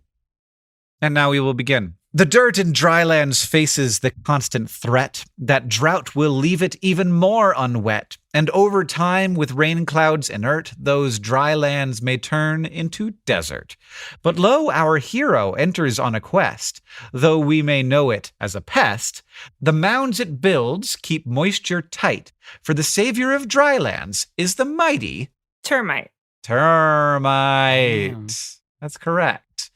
You probably don't want to find termites in your house or anywhere near your home because they will eat all of the wood that your house is made out of. But there are also termites that build their own mounds out of soil and saliva and dung. And those mounds are remarkable structures on their own, but they also are a tremendous aid to the drylands of Africa, South America, and Asia, where the mounds store nutrients and moisture and help water get into the soil. And scientists have found that drylands are better able to survive as drylands, meaning they don't turn into deserts, with less rain when they have termite mounds. It's possible that other mound builders like ants and prairie dogs may also help their ecosystem in a similar way. Wow. But they don't really know how they're doing it? Yeah, no, not really. Like the main thing is that they do. How it Okay. exactly works, I don't know. Well, I didn't even try to guess. I was like, mole doesn't rhyme with any of those words. I was waiting for erosion, and then I was like, oh no, pivot. All right, poem number 2. Petrichor is the smell of dirt that's rained on, the product of bacteria living within our lawn. But though we know the source of the scent, we know less about the purpose for which it is meant. But one recent result suggests a goal universal to attract animals that aid in bacterial dispersal. And so it's possible that this earthly petrichor is used to drive the spread of bacterial... Spore? Yeah! These are smart people ones. They are, yeah. This is ultimately, if you want to blame someone, this is all Deboki's doing. It's not me at all. I've been writing for Deboki for like 2 years now for Crash Course Organic Chemistry, so we are on the same wavelength. I'm much more at Hank's speed. So petrichor, it's that smell when there's lots of rain. And it's due to an organic compound called geosmin, which is made by microbes, particularly the bacteria Streptomyces. And while some insects like fruit flies are turned off by geosmin, potentially to avoid toxins, there are other animals that are drawn to it, like the springtail, which is an arthropod, but it is not an insect. And when studying the relationship between springtails and Streptomyces, researchers found that the springtails were drawn to the smell of geosmin, possibly because it helped them find food, and in exchange, the Streptomyces would use the springtails as a vehicle to attach their spores to. Pollinating. Yeah, Streptomyces is like, hey, it's wet over here, there might be food. And the springtails are like, yes, excellent. And then the Streptomyces is like, ding, carry my baby. Yeah. A little bus to school. Is that the thing that people that maybe people evolved to be able to smell it so good because it helps them find water back in? Yeah. I think we've talked about that on a previous episode, that geosmin is weirdly one of the things we are best at smelling in the whole world. Yeah. All right, last poem. Come on back, Sam. To explore the boundaries of our next frontier, we apply the lessons of our earthly sphere, like how microbes and fungi break down rock to release the nutrients for future plant stocks. But can they succeed in microgravity? Well, let's fly them up to see their activity. And so we've sent microbes into the void to see if they can mine very old asteroids? No. That is correct. I'm sorry, Sam. I should have waited. It's okay. Yeah, it didn't seem like he was close. Oh, okay. Yeah, you're supposed to count. I think the rule officially of this game is that Hank is supposed to count to 3, and we try to say it at the same time. But did you have it? No. Okay. Not at all. In the year 2020, the BioAsteroid experiment was launched, with SpaceX delivering bioreactors to the ISS that held pieces of a 4.5 billion-year-old chondrite asteroid. Aboard the ISS, the asteroid pieces would be mixed with various combinations of the bacteria Sphingomonas desiccabilis and the fungus Penicillium simplicissimum, I think. These microbes have been tested in other biomining experiments, and the goal of the experiment was to see whether they can help us extract material from asteroids in microgravity and maybe even break the rock down into soil. Shouldn't just start flinging bacteria out into the cosmos, should we? It definitely is the plot of bad science fiction stories. All right, well, Ceri Riley has racked up some points, but who knows what will happen when we come back from our short break for the Fact Off.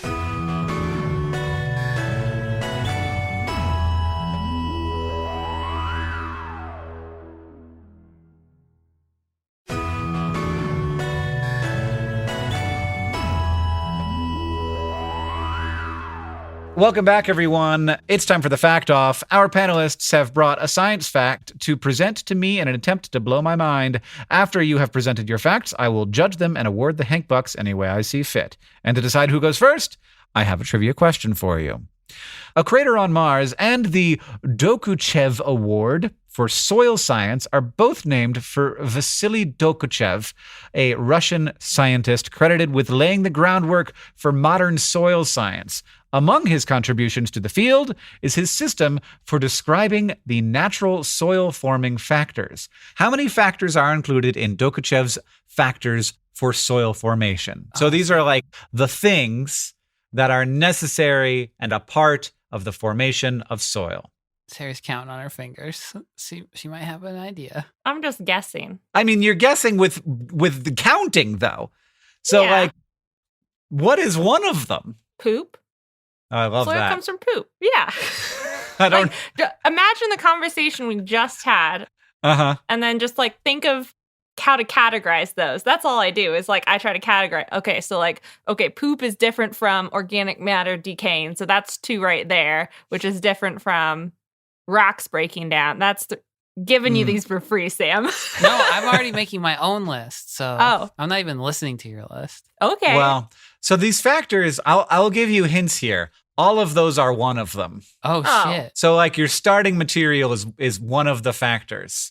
But then there are other things that are necessary for that starting material to become soil. I'm going to go first. Okay. I'm gonna name all the ones I think it is. Water, wind, wildlife. The 3 W's of soil formation. Okay.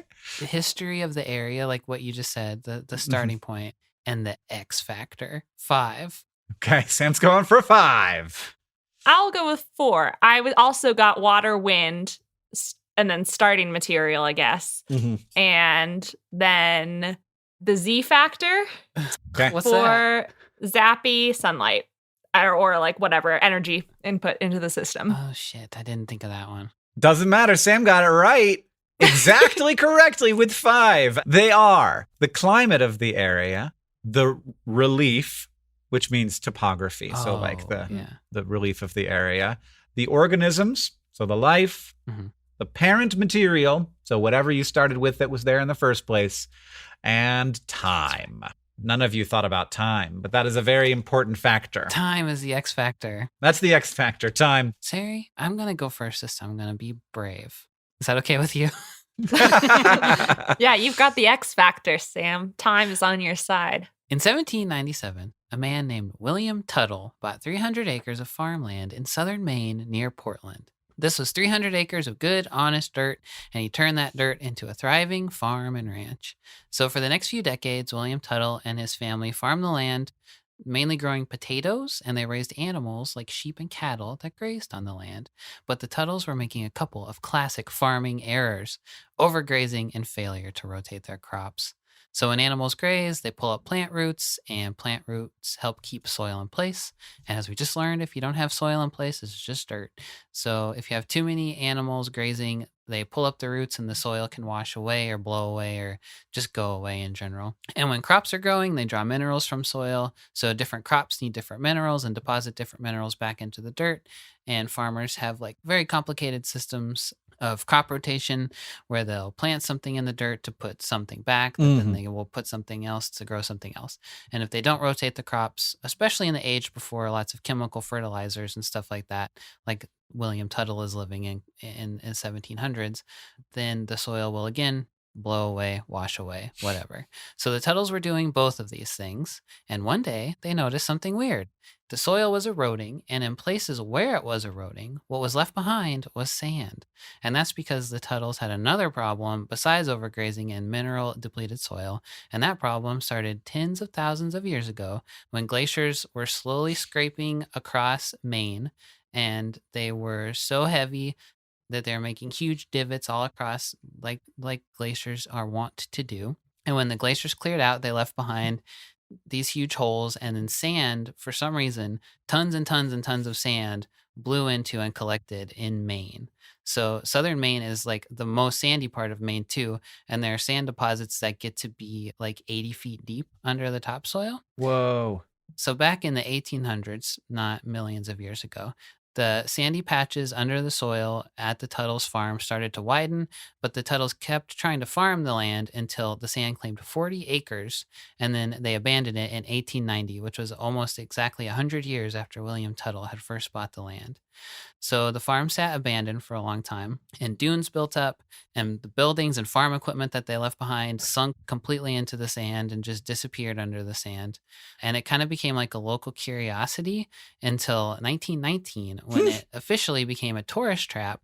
A guy named Henry Goldrup bought it for $300, and capitalizing on the fact that it was so sandy, and that it was also usually 20 degrees hotter there than the actual temperature of whatever the actual temperature was, he named it the Desert of Maine. And he bought like a live camel, and he like got like all kinds of desert props and stuff. So nowadays, I suppose that camel's probably dead, and there's just a fiberglass camel, but you can still go there and take a tram tour of this ruined farm that is now a desert, and visit like a museum and make sand art and camp. And still nothing really looks like it's growing there except for these pine trees, which have figured out a way to grow by, I guess, finding a solid layer underneath all of that sand.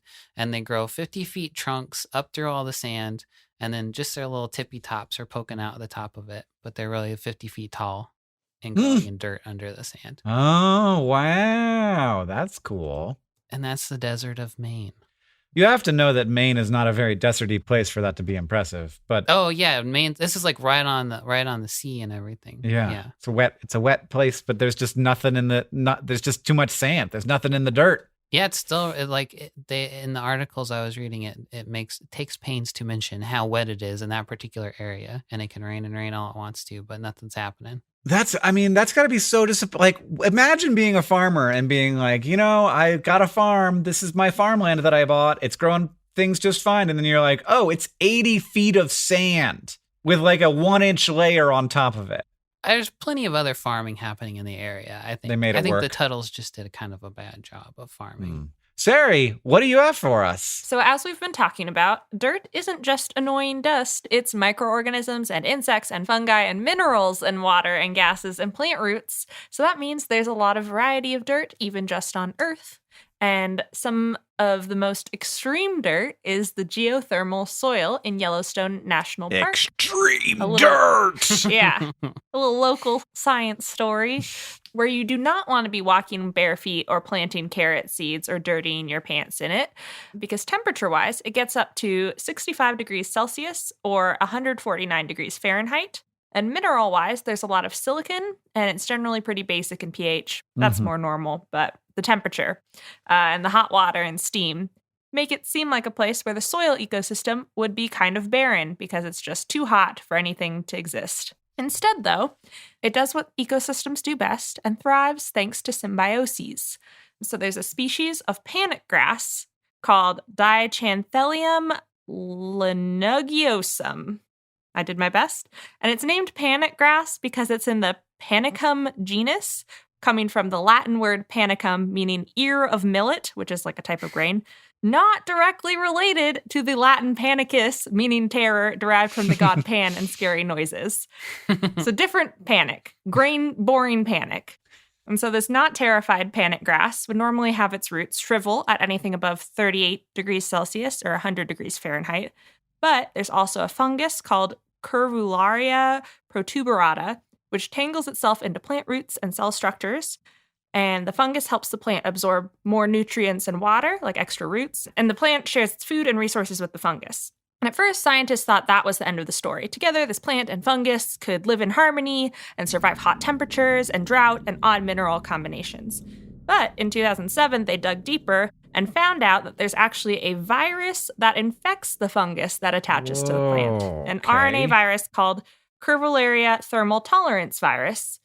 And without the protein it encodes, the whole heat-tolerant mutualism wouldn't happen, and the plant and fungus would both shrivel. We don't know the exact mechanism. When the fungus is infected, we think it could make compounds that help dissipate heat somehow, or signal the plant to protect itself, and therefore the fungus from stress. And that's cool on its own, like this three-way symbiosis. But it may also be important research as the climate warms, because a fungus plus a virus conferring stress tolerance, and particularly with higher temperatures, plants, may be important in future crop hybrids. So just in case we need a little doom and gloom on the end of that fact, cool that it exists, but also may become agriculturally necessary. How does a three-way mutualism in an extreme soil evolve? I have no idea. That seems It just seems like tricky. a weird thing. Three crazy kids just made it work. That's right, just like us. Yeah. Which one are you two? Which I want to be the virus. That one's the little guy. I feel like Hank is the plant. I might be the plant. Well, I don't know. It may be that you're the plant and I'm the fungus. Ceri's like stately and elegant, and then you're just like, hey, I'm down here too. I'm a mushroom. I'm the panic grass. Yeah. Yeah, that makes sense too. And now it is time for me to choose between Sam with his bad farming practices and odd geological events from ancient history combining to create a desert in coastal southern Maine, despite the fact that it is quite rainy and wet there, or Ceri with a plant, a fungus, and a virus joining forces to be able to survive in the high-temperature soil of Yellowstone National Park. And it was a deep deficit to try and remove yourself from, Sam. And I think that you didn't make it out. Gonna put a toilet flushing sound in right now. Here it is. It's me going down the crapper. It's time to Ask the Science Couch, where we've got a listener question for a couch of finely honed scientific minds. It's from @ShedTyler and @Magniloquentmel. Both ask, there's an expression, to rub or throw some dirt on it, in reference to treating a small wound. Is that actually a practical method of wound dressing? First of all, I've never heard rub some dirt on it. You haven't? No. Oh, I've never heard it. Get hurt on the used. football field kind of thing. Yeah, I didn't play outside with enough people. No one would have yelled, rub some dirt in it to me. In Florida, we say, smack it with a frog. You can treat wounds with frog skin. So that's probably true. better. Smack it with a frog. Don't actually. You don't know what's on that frog. Dope. Also, probably don't rub some dirt in it. Now, I know that people have used mud as a wound dressing, but I can't imagine that it's better than anything that we currently have. We've said dirt has poop in it like 10 times in this episode. Yeah, and one of the things you don't want in your body is poop, unless it's like where it's supposed to be. And even then, you don't want it for very Yeah, you long. gotta like get it out. you evacuate It's that. true. every- It's true. I would like once it's poop, I think let's get rid of it. On the offset, do not rub dirt in your wounds. Unsterilized soil can lead to infection, and even sterilized soil, if you killed all the stuff in it, why would you do that, really? Mm-hmm. When there are better medical treatments out there. Couldn't find anything as to where it comes from idiom-wise, but I assume that it's from using clay, which is not quite dirt, as a wound dressing, like Hank said. Clay differs from dirt because of, I think, the type of minerals that it includes. Besides, like, you can look at clay and be like, it's used for pottery, and it's stickier, and it's wet, and it's more solid. But, like, chemically, that means that there's more, like, silicon compounds, aluminum compounds, magnesium compounds, and water. But also, there could be potassium, sodium, and calcium. So a handful of different chemicals that basically make it, like, clumpier and like the moist clay that we're used to. And clay has been used as early as 5,000 years ago to heal wounds, because you didn't really have much first aid technology, but like clay was something that was moldable, it was cool, and could like stick onto a surface. And around 1600 BC, the Ebers Papyrus, which is recognized as the world's oldest medical text, recommended using clay for ailments like tapeworm, hookworm, dysentery, diarrhea, wounds, and abscesses. And so I think for quite a while it was used as a topical treatment. I don't really know what you're supposed to do with diarrhea and clay. Plug up your butt. Yeah, I guess plug up your butt. Well, if you want to ask the Science Couch your question, you can follow us on Twitter @SciShow Tangents, where we'll tweet out the topics for upcoming episodes every week. Thank you to @Charlotte or Charlotte Lee, I'm not sure, @Rima Rose, and everybody else who tweeted us your question for this episode. If you like this show and you want to help us out, here's a way you can do it. Go to patreon.com/SciShowTangents and become a patron to get access to our newsletter and our bonus episodes. We just recorded our bonus episode today for this month. We talked about the future of science. We got real. Yeah, we did get real. You know, maybe we came out of it not feeling as better as we had anticipated. Yeah, rough way to start your Tuesday morning. Sorry, Sam. But I think it's all very important stuff and was a great chat to have with you guys. So thanks for having it with me. And you can have that if you go to patreon.com/SciShowTangents. Second, you can leave us a review wherever you listen. That's very helpful and it helps us know what you like about the show. And finally, if you want to show your love for the show, you can just tell people about us. Thank you for joining us. I've been Hank Green. I've been Ceri Riley. And I've been Sam Schultz. SciShow Tangents is created by all of us and produced by Caitlin Hoffmeister and Sam Schultz, who also edits a lot of these episodes. Our social media organizer is Paolo Garcia Prieto. Our editorial assistant is Deboki Chakravarti. Our sound design is by Joseph Tuna Medish, and we couldn't make any of this without our patrons on Patreon. Thank you, and remember, the mind is not a vessel to be filled, but a fire to be lighted.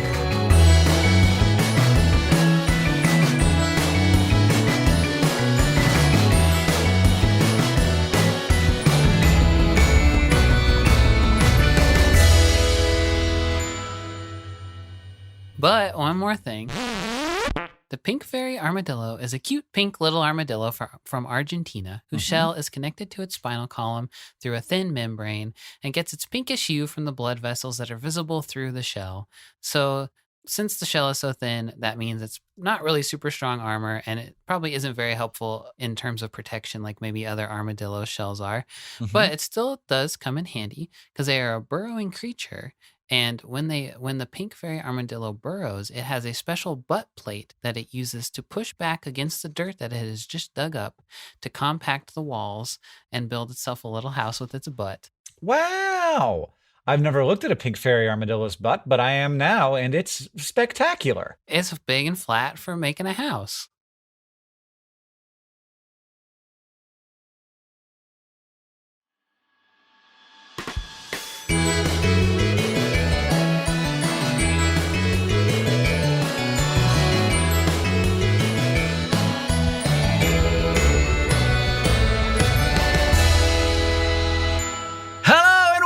SciShow Tangents, the lightly competitive science knowledge showcase. I'm your host, Hank Green, and joining me this week, as always, is our science expert, Ceri Riley. Hello. And our resident everyman, Sam Schultz. What's up? Everybody in the room knows that I got everyone together so that they could watch me write an email in a panic. Yeah. We get it's like a private Hank's channel live stream, productivity stream, except we've already done our work and we're just watching you do yours.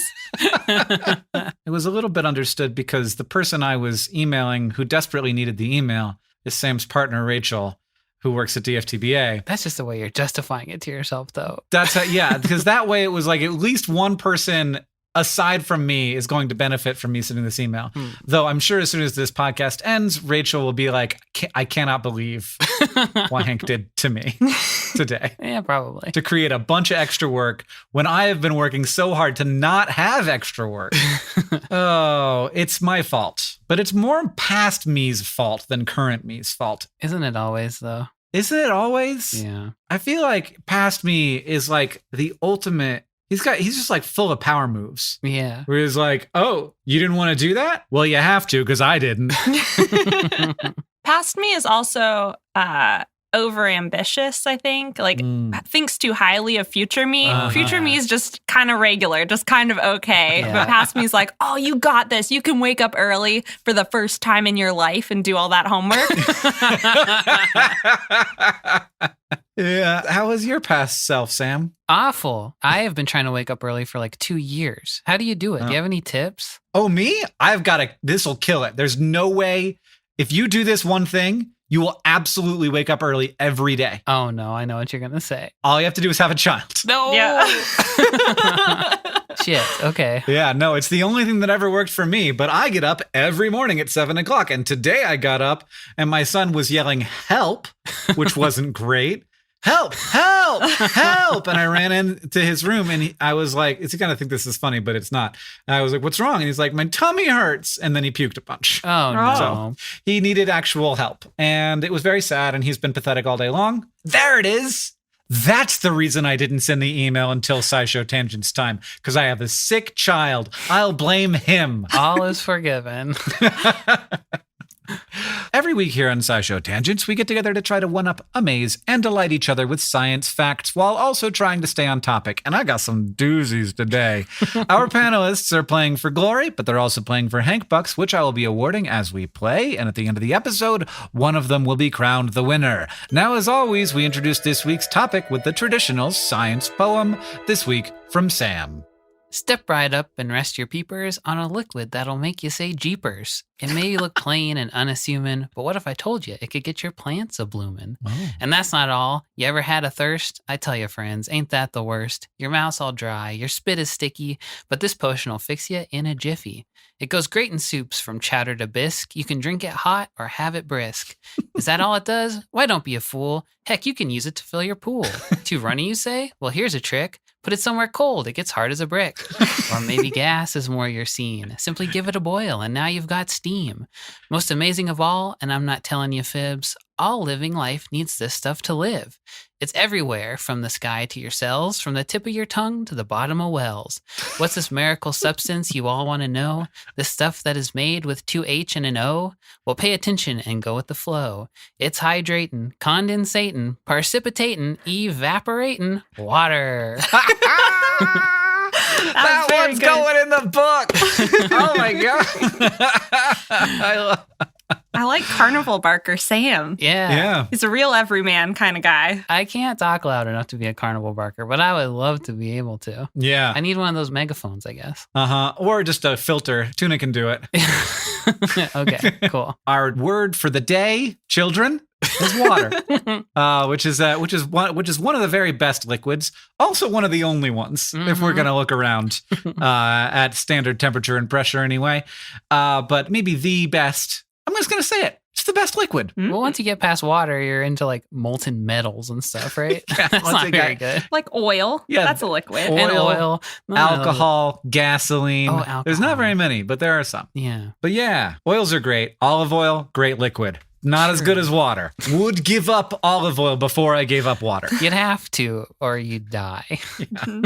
Ceri, what is water? I mean, Sam Spiel really covered it. He was the salesman for water. Yeah. Well, the great thing about water is that it is clear what it is. There is a hard line there. That's why I love chemistry. Yeah, water is the name for the liquid phase of H2O molecules. I think, like, technically you can use it to apply to ice, which is solid water, and steam, which is water vapor. So, like, water is a component of those names as well. But usually if you say, give me some water, you don't want like a block of ice, or you don't want some steam blasted in your face. You want the liquid stuff. Yeah. I guess you have found a fuzzy spot, which is that water technically can be any of those 3 phases, but usually when we say water, we are asking for the stuff that we could take a bath in. Do those 2 things have a different chemical formula? No. Okay. They're all made of molecules of H2O, so 1 oxygen with 2 hydrogens sticking off of it. It's just how close those molecules are spaced together. Yeah, how they're interacting with each other. Yeah.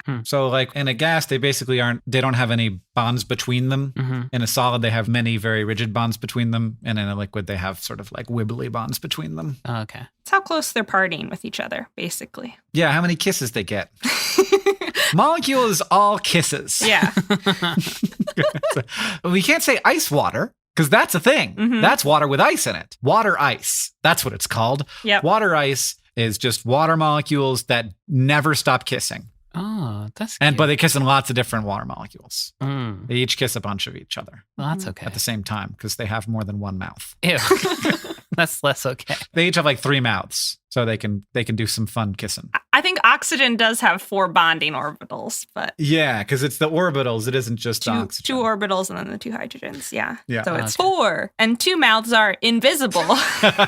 Okay, well, now it all makes sense to me. There's kind of an in-mouth and an out-mouth too. There's like, you can't have 2 of the same mouths kissing. And really, the mouths are just kind of like the idea of a mouth distributed across the general region outside of the molecule. There isn't like a solid mouth. Yeah, it's also important to note that like any individual mouth exists in a probability field that could stretch as far as the entire universe, but it's just a very low probability once you get more than like a fraction of an angstrom. Oh, okay. Doesn't that clear it up, Sam? Yeah. It's quantum kisses stretched across all of reality? Yeah. Is that what you're saying? Yeah. Okay. All right. Okay. So, Ceri, I imagine that the etymology of water goes back as long as human time. Yeah, it's water all the way down of as far as words go. We've identified things as water or wet. And so I decided to bring some other words that are related to water that might be fun. Oh. Like whiskey, which is water of life from Old Irish, Ah. or vodka, which a lot of people know or have joked that in Russian, vodka just means water, but it does mean little water. Oh. It's a diminutive of voda, which is water. Ah, Okay. vodka, my little water. And then my surprising word, that's not alcohol related, is redundant, is related to water, What? What? which means as opposed to like happening over and over again, like superfluous, so exceeding what is necessary. that meaning of redundant, comes from to overflow or pour over, which comes from andare and which is like again. So like a rise in waves again. And so it's just like, the waves got too big again and they flowed over. And that's like a very weird word to come from water. Yeah. Yeah, no, I don't hear it in there. No. God bless it. We need that wet stuff. And now that means that it's time for us to move on to the quiz portion of our show. This week, we're going to be playing... All right.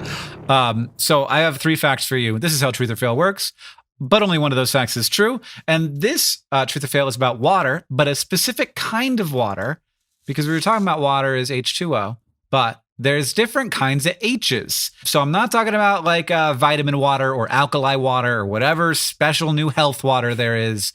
This is a water that is actually chemically different because instead of 2 hydrogens and 1 oxygen, it has 2 deuteriums and 1 oxygen. And deuterium is an isotope of hydrogen. So chemically, it behaves very similar. Just 1 proton and 1 electron, but deuterium also has a neutron, which a normal hydrogen doesn't have. So because of that extra neutron, deuterium weighs roughly twice as much as normal hydrogen. So water made with deuterium is literally heavier. So it is called heavy water.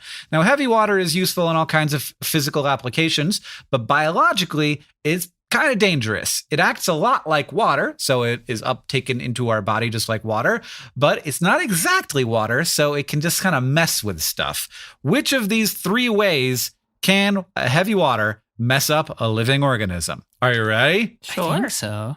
Fact number 1, heavy water makes you have to pee a lot.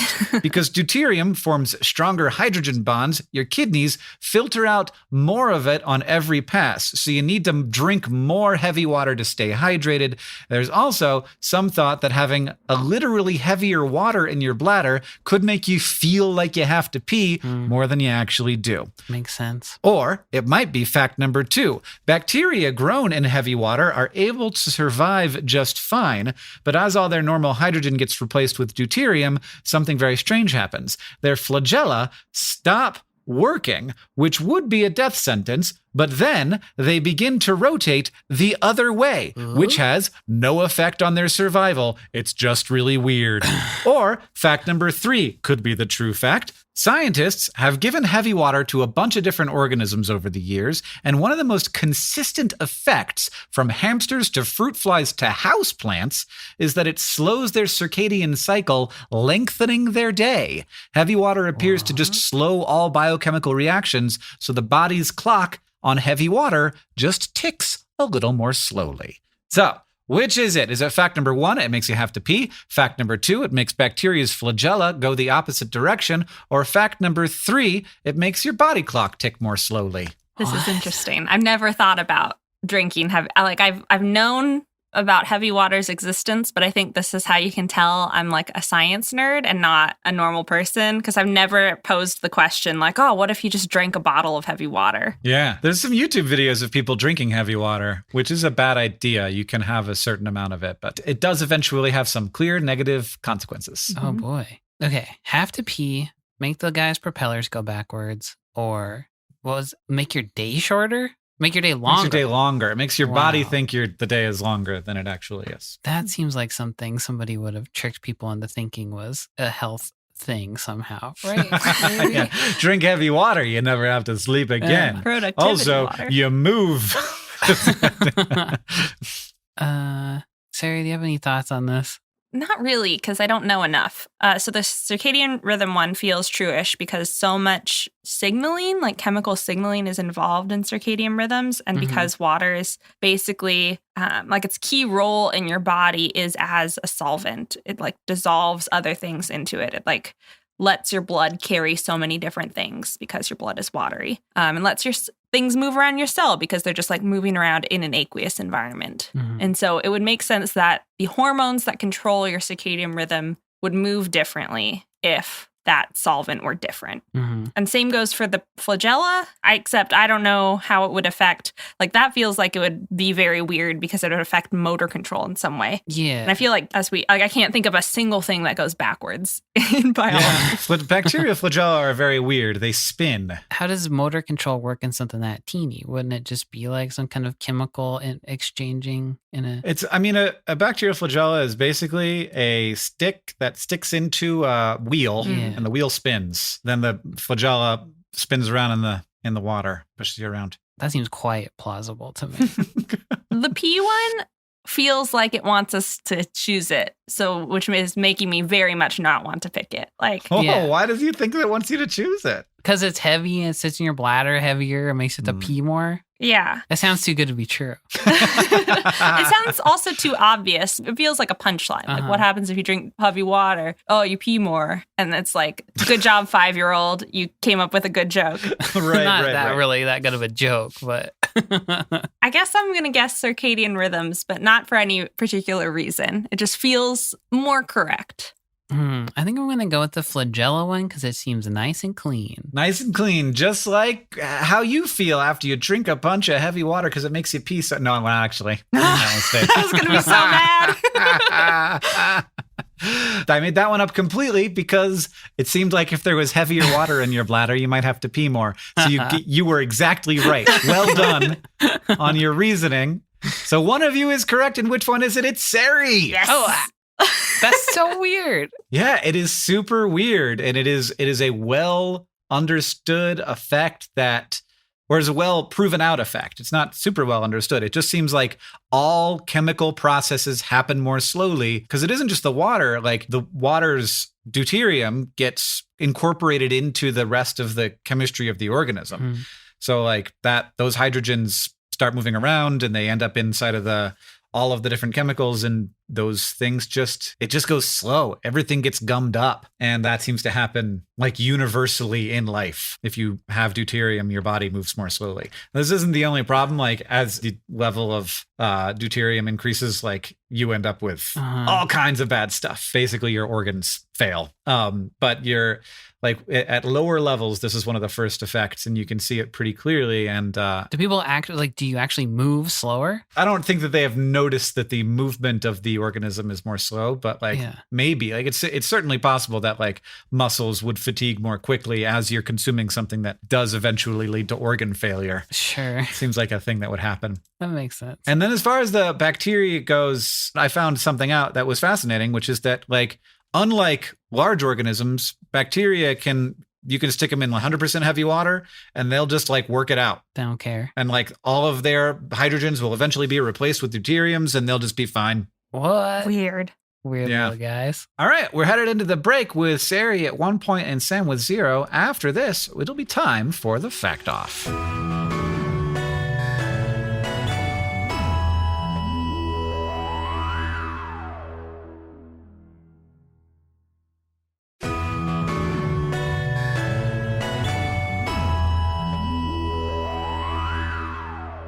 Welcome back, everybody. It's time for the Fact Off. Our panelists have brought in science facts to present to me in an attempt to blow my mind. After they have presented their facts, I will judge them and harshly and award them hangbucks any way I see fit. To decide who goes first, though, I have a trivia question. When tardigrades were first described by a German zoologist in 1773, he called them kleiner Wasserbar, or in English, little water bear. Ooh. And while they frequently live in water, different species of these little water bears have been found in every type of habitat on Earth. How many different species of tardigrades have been described by science? Oh, this feels like a trick. Does it? 1. Is there 1? Sam's going to go with 1. It's just the one guy. I'm going to go with 10. Well, Ceri was always going to win that one because you could have gone with 2 and still won. There are about 1,300. Oh my gosh. Man. That's way more than 1. And that means that Ceri gets to choose who goes first. So I will go first with my very sad guess of 10. So when humans have to put out a fire in many but not all situations, we generally put water on it.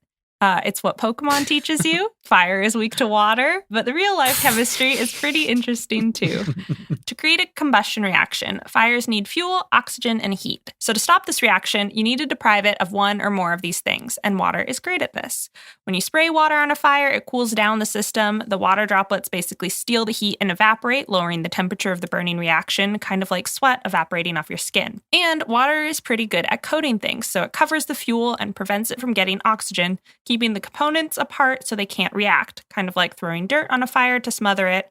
And water is nicer than dirt because it's easier to pump a liquid than to move around a solid like dirt. But with some fires, the problem is water is only pretty good at coating things. That's because water molecules make really strong bonds with other water molecules, so liquid water has a high surface tension. This is why it beads up into droplets, or water insects can skate on top of it. And so instead of spreading far and wide over the fuel to smother it, plain old water could still clump up into bigger droplets, especially on fuels that have a lot of airspace in them, like wood or hay or forest floor junk. So that's why firefighters may use what's called wet water instead of normal water. Wet water? Yeah. And wet water has chemicals mixed in called wetting agents, which interfere with the bonding between the water molecules a bit and decrease the surface tension. This makes the water spread out more easily and seep in more deeply rather than forming big droplets. And a 2017 study found that some wet water formulas seeped into loose, rotting wood up to 68 times faster than normal water. And it's not like we figured out the magical formula for the best or wettest water. So this is an active area of research in putting out wildfires, figuring out how to get wet water that will put out fires on different kinds of vegetation the best. Wet water. Sam, you're up against wet water right now. This is great. Can I drink it? It sounds quenchy. It sounds delicious. It would quench your insides, but my guess is the surfactants inside would be not good for your digestive system. Maybe give it a bit of diarrhea. Yeah. Right. So these chemicals are probably not super different from just like soap. Yeah, I don't think so. I think they're fairly simple chemicals, and like not a whole lot of them too. It seems like the percentages that they put into water, it's like pretty dilute, but it has a huge effect on how big the droplets are that form. Okay, well, I won't be drinking it then. Yeah, you can look at wet water, but don't drink wet water. So do you know like sort of some of the mechanism of how you prevent water from clumping to itself? So like surfactants, in my sort of like vague chemistry understanding, basically have sort of a polar end and a non-polar end. And so like the polar end hangs out with the water, and then the other end is like, no, you can't, because I'm non-polar. So it doesn't allow the water to get to sort of like hang out with one end of the water. Sort of like gets in between. I think that is my understanding of how these wetting agents work as well. They like provide physical/chemical barriers to prevent the water molecules from getting close to each other and bonding, so that they can't have that strong of an interaction. Yeah, there's less kissing. Yeah, they're like the chaperone at the water dance. All right, Sam, we got wet water. What do you got? All right. So, submarines are renowned for their ability to be underwater, and airplanes are, of course, the exact opposite of submarines, known for their ability to fly around in the air. So with that in mind, let's say the airplane fell in love with the submarine, and it wanted to stay in touch while one was in the air and the other was underwater. With our current technology, that love would be star-crossed big time, because it's basically impossible to perform wireless underwater to air communication. And underwater to land communication ain't that easy either if you're wireless. So a sub and a car would also be doomed. They would not be in love either. And that's because of the very different properties of air and water and the methods that we use to send info across those mediums. So radio waves don't make it very deep into water before fading away, I guess because water's so thick compared to air, probably. And wireless signals sent from underwater devices mostly just bounce off like the underside of the surface of the water and back down into the briny depths before they can escape. And obviously, this is not ideal for things like military submarines that want to stay hidden because they have to come very close to the surface to talk to the above water world. But it can also be pretty annoying for researchers. Like, you can transmit data acoustically from a research sub to a boat, but the boat's got to be pretty close to the drone in order to receive the data, and the rate of transfer isn't so hot. So that's bad. But also, like, if you have a drone out in the ocean and you're in a building, you can't really talk to it or anything like that. So it just slows everything down. But a team at MIT is working on a way to finally bring plane and sub together. They created a system called Acoustic RF Communication, or TARF for short, that uses the air-water medium mismatch to its advantage. So it all starts with what pretty much is an underwater speaker attached to your drone or your submarine or your scuba diver or whatever has the data collecting device. It translates the ones and zeros of data into pulses of sound and shoots those sounds toward the surface of the water. And when the pulse of sound hits the surface, it makes teeny tiny ripples that are just a few micrometers in height. So on the surface, you have a high frequency radar that's either attached to a plane or directed at the surface of the water from the land. And it can see these pulses, and it's also sensitive enough to detect the minor differences in the height and angle made by different frequencies. So like if this thing was shooting 100 hertz sounds for zeros and 200 hertz sounds for one, it can pick up like the couple micrometer difference between those two types of ripples and then translate that data back into ones and zeros. So it's just all happening right on the surface of the water. So right now, this is mostly just useful in relatively calm waters with waves up to only 16 centimeters high. So maybe not the best yet, but it's been tested in situations where there's like people swimming around in the way of it and like drones zipping around in the way of the pulses being shot out, and it still worked fine. So it's semi-promising. So this technology could speed up the rate of data collection and underwater research, increase the range of underwater to above water communication, keep military submarines safe if you're into that kind of thing, and it could help lovelorn planes and submarines finally connect with each other. So, I mean, I guess this is a really big problem, and it makes sense that people would be thinking hard about how to solve it. But that seems like a big ask. Yeah. Waves. Like there's going to be, it's the ocean. Yeah, that's a problem. So I don't know what they're going to do about that. Maybe make bigger ripples, I guess. But yeah. But then maybe if your submarine's making big ripples, then the other army or whatever is going to be like, hey, what the hell's that? I mean, in general, I think you just get quiet if the other army is, or navy, I guess, in this situation. Well, okay. So like sometimes you'll see submarines with live stream video, but I don't know how they do that. I definitely found a few instances of submarines live streaming, but not very many, and I couldn't figure out how the heck they were doing it. Yeah, no, you're right. There's that YouTube channel that's like all live streamed. There must be a wire that just goes all the way to the surface. Yeah. Because that's like a science vessel. It's not like they're trying to hide. Right. So yeah, they can do stuff like that, but it just didn't occur to me that you couldn't just shoot wirelessly your data to the boat, basically. Yeah, it wouldn't have occurred to me either. Especially that barrier where, way that wireless communication works is that you're transmitting through a roughly homogeneous medium. Mm-hmm. And when that is like, suddenly there's this barrier where it's just a complete difference from one to the other. It's amazing that they could solve that problem at all. All right, so here's how I'm thinking about judging these. And I've never said this out loud. Which one of these would I make a TikTok about? Oh my gosh, this is illegal. So I think that the one that I would be most likely to make into a TikTok is wet water. Because it's got fire, which we're a problem we're dealing with now. I get to say, did you know that water can be wetter than water? And people be like, what? Is he, man, Hank? I guess I'll watch it. Hank's on his shit again. Hank's on his shit. Well, this is a fun new metric to think of my facts by. Just being a content machine for Hank Green Incorporated.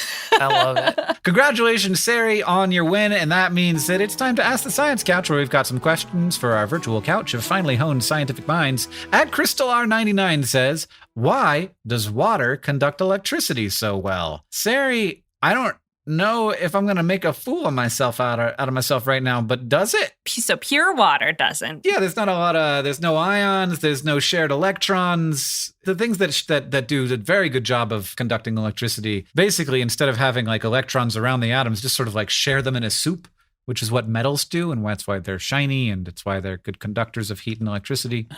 But water, I don't see why it would conduct electricity well unless there's a bunch of ions in it. Yeah. So that's the tricky thing about this question. It's like, is it? Kind of. But like we've been talking about water, like the water molecules, the H2O, are polar. So there's a positively charged end and a negatively charged end. But in liquid water form, those charges balance each other out. So they're basically neutral.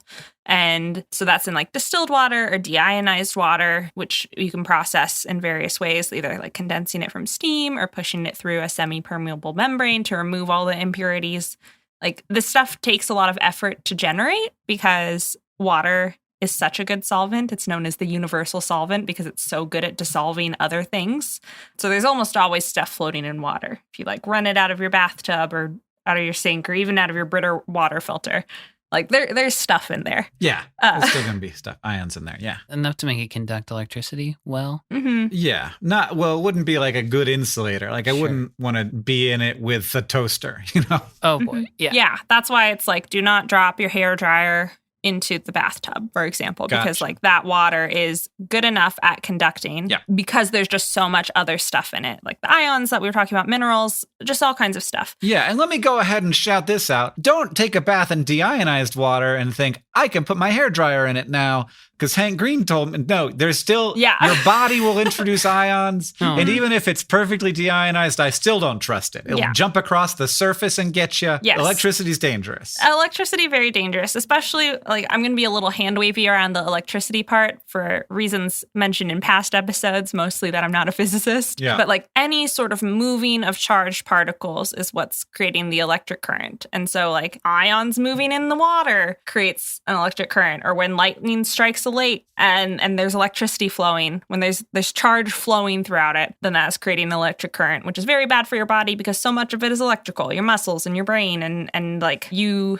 depend on electric current, and so many other living organisms do. Mm-hmm. Don't take a bath and drop a toaster in deionized water. Also, take cover if you're in a lightning storm or whatever. So like all these asterisks. Protect yourself. But depending on the amount of stuff in the water, it can actually be safer for you to be in like salty seawater than fresh water during a lightning storm, for example, because there are so many ions in the water, and salt water conducts electricity so well that the electric current sticks to the easiest path. Right. Like it is harder for it to go through the human body, and so it'll go around you. Don't do it. Yeah. That's the thing. It's like electricity will always go by the easiest path, and oftentimes human bodies are a fairly easy path for it to go through, but in a very ion-rich solution, you might not be. That's interesting. But in any case, don't be out on the water when it's lightninging. Immediately come in, even if it seems like it's far away.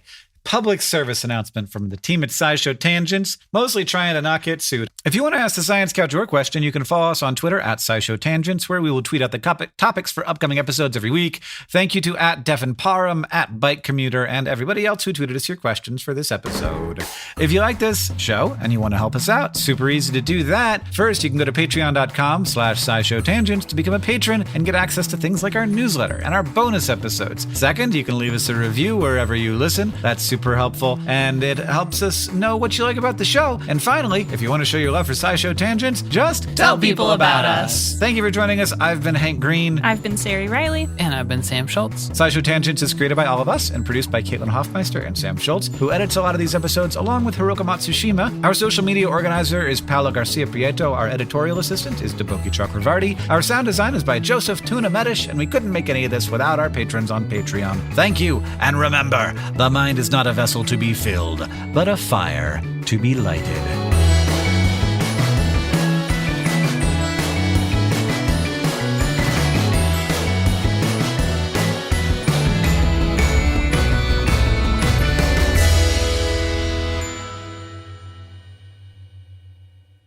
But one more thing. In the Mara River in East Africa, sometimes hundreds or thousands of fish die all at once. And according to a 2018 research paper, these mass deaths are because of hippo poop. Oh, no. During the day, hippos hang out in rivers to stay cool and take care of all their waste dumping needs. This poop is an all-you-can-eat buffet for aerobic bacteria who use oxygen to help them digest.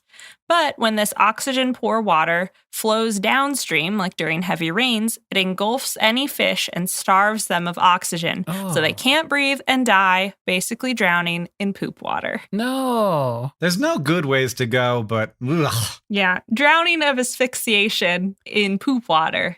Low down on my list.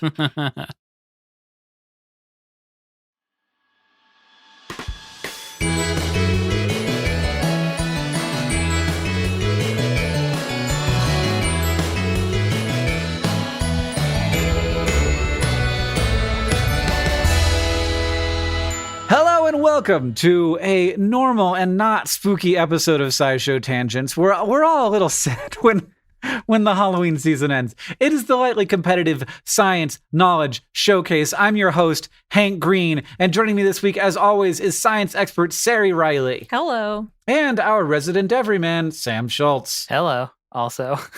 Sam, when does this episode of SciShow Tangents come out? November 2nd. So you cannot yet go to awesomesocks.club and sign up for a sock subscription that will eliminate the worry of needing to buy socks from your life while also donating all of the profits to charity instead of having your sock profit go to some stranger somewhere. Uh-huh. You're so lucky that you're hearing about it now before it opens so that you can remember that on November 5th, you can go and sign up at awesomesocks.club. But we'll probably also talk about it next week. You can go to bftva.com and find the new SciShow Tangent sticker, though. Came out yesterday. Oh, all right. Well, I didn't even know. So many integrations. Get a sticker, put on your sock. Or you can get like 50 stickers and just cover your feet in them. Make them into socks. Oh. They are socks now. Innovative. And shoes. If you get like 400, they're shoes now. I think you'd need way less than 400. I think you'd only need 100. Well, but look, Sam, I'm trying to upsell them. Oh, excuse me. I'm sorry. These stickers are flimsy. You got to buy 400 to make them into shoes. That's right.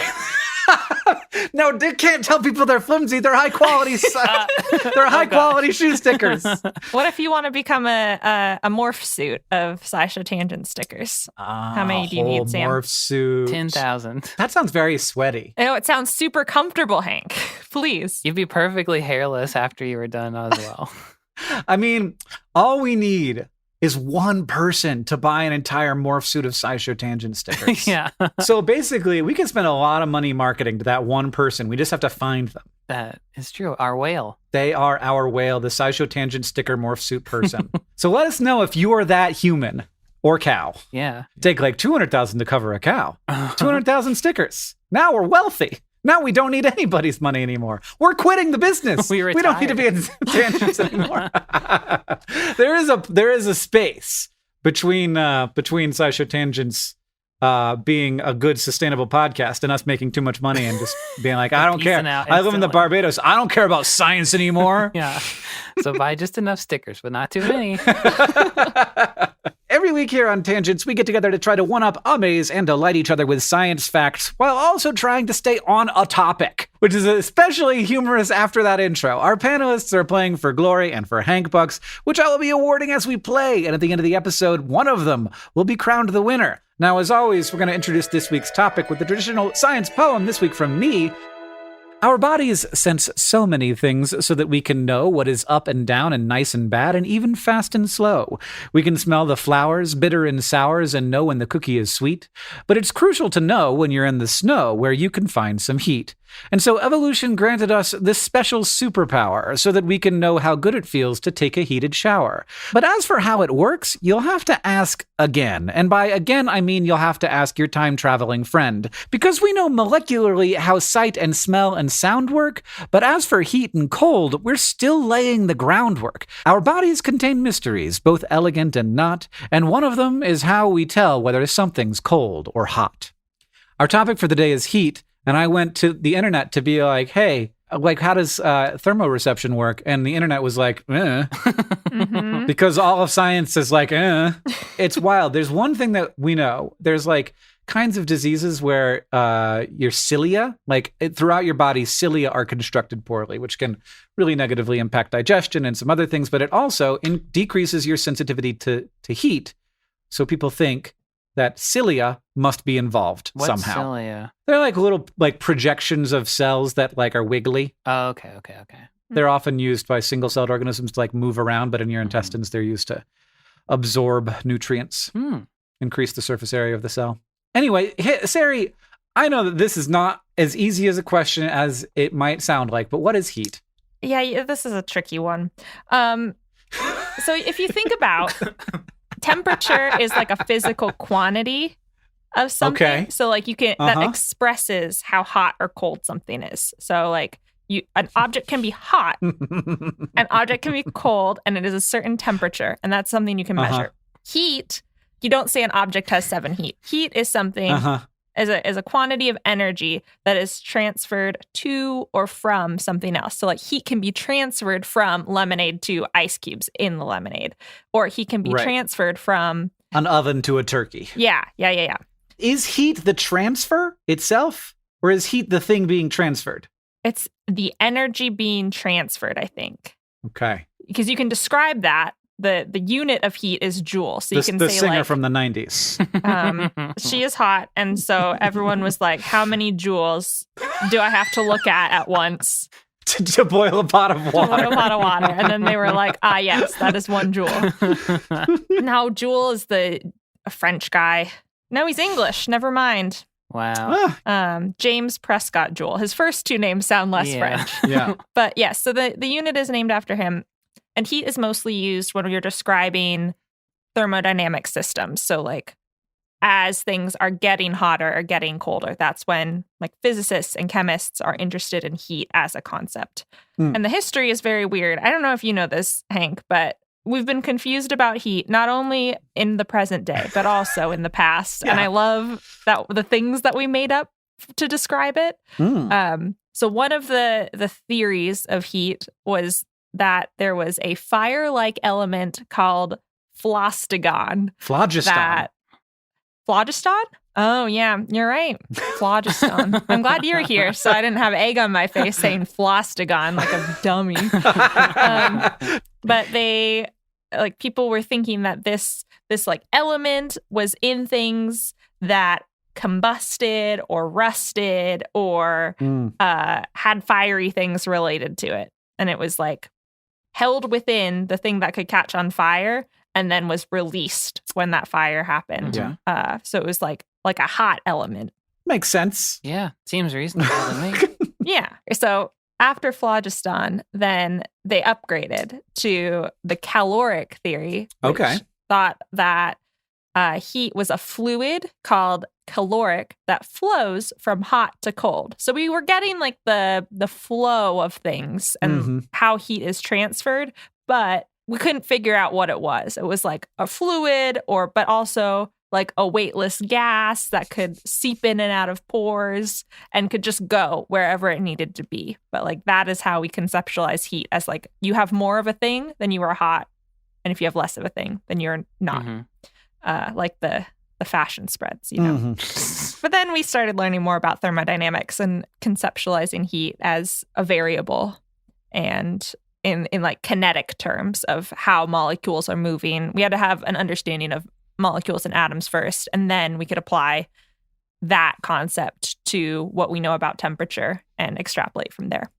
I mean, it turns out to be a pretty confusing thing where it's like, okay, so it's an increased temperature is the molecules moving faster, which just doesn't seem right. It is such a clear sensation that I have physically when I touch something. But what's happening is like my molecules are starting to move faster, and some system in my body is able to transmit that information, like take the knowledge of that information and transfer it to my brain as a sensation of heat.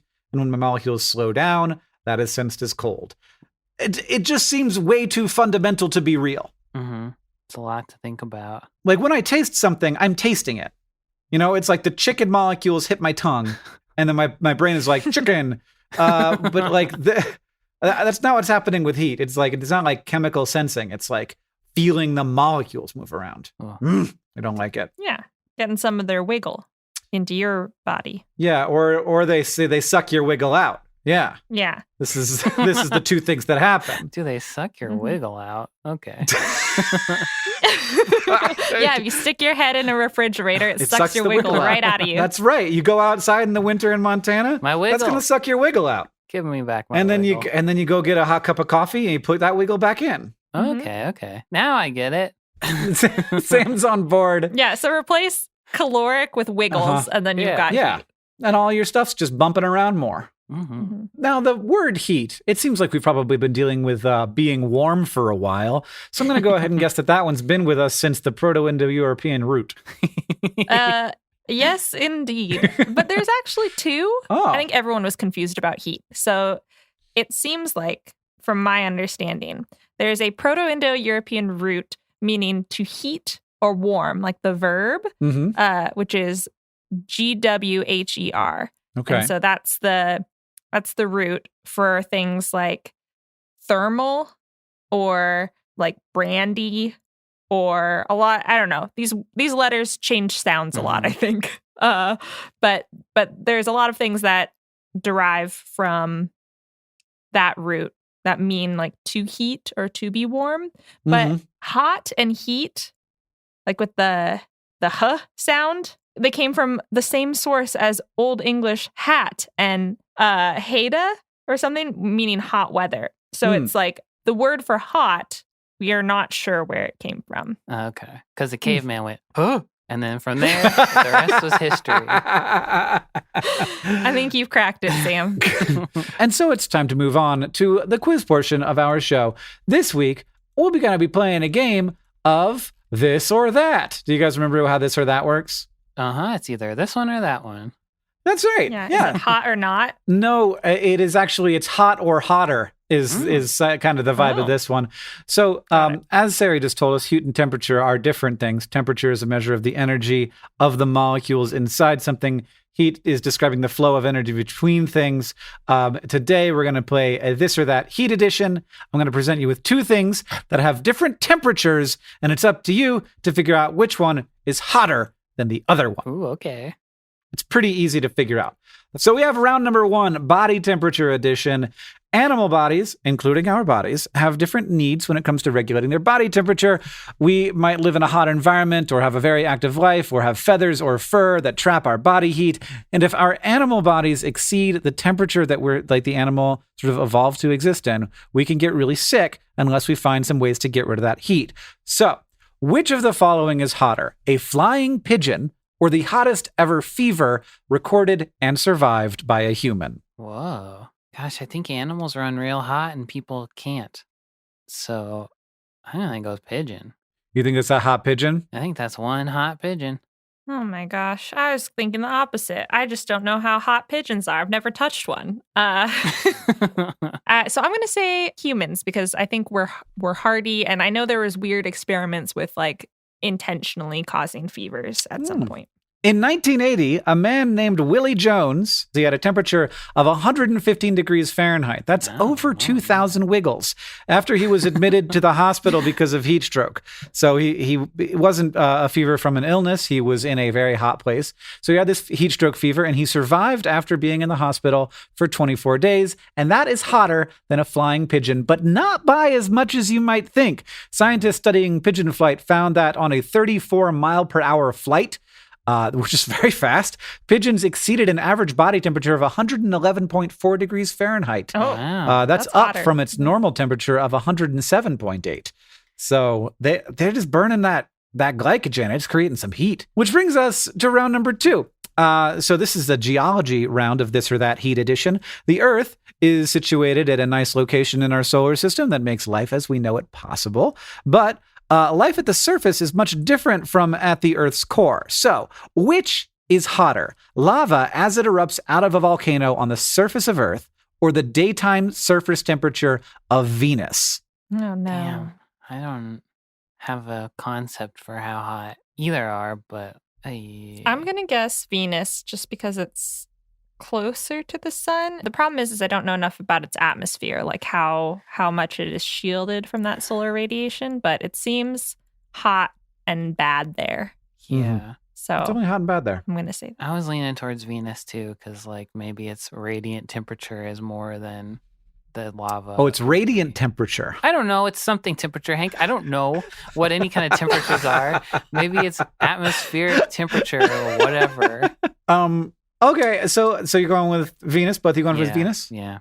Mm-hmm. So I'm going to ask a follow-up question, which is, what is Venus made out of? Rock? Yeah, rock is a good answer. Right. And the rock on the surface of the Venus is solid. It's not lava. It is solid. It's not melting. Yeah. This would have been a good question to ask before we gave our answers, Hank. You could have really helped out. So Venus is the hottest planet in our solar system, not just because it's closer to the sun, but also its dense carbon dioxide atmosphere. As we've heard, carbon dioxide, good at trapping heat. So the surface of Venus reaches 880 degrees Fahrenheit. Mercury, only 800 degrees Fahrenheit during the day, and negative 290 at night. Meanwhile, the temperature of lava erupting out of the Hawaiian volcano Kilauea is around 2,140 degrees Fahrenheit. Now, the lava does cool down quickly after being exposed to air, going down by hundreds of degrees each second. So just at that moment when it hits there, it is very, very, very hot. We beefed it completely. Yeah, that was pretty embarrassing, but, you know. All right, let's see if you can make up for it with round 3, which is we're zooming out even further into the cosmic edition. Quasars are very bright objects in space. They're thought to be early-stage galaxies and to be powered by supermassive black holes. And one of the first quasars to be discovered was 3C273, which was discovered by astronomer John Boston in the early 1960s. So which is hotter, the center of quasar 3C273 or the hottest temperature ever made by man? We can do some pretty fucked up stuff, so... I imagine they would both be like some sort of like nuclear fission or fusion or something like that, right? Like hot elements doing something. Mm-hmm. That would be like the same as whatever's going on in whatever quasar, but more so perhaps. Or Hank will make fools of us again. I'm going to say human created is hotter. Yeah, I guess. So if it was human created, you could see the hot quasar and then be like, I can do one hotter and then make something slightly hotter. That's a very human thing to do. Yeah.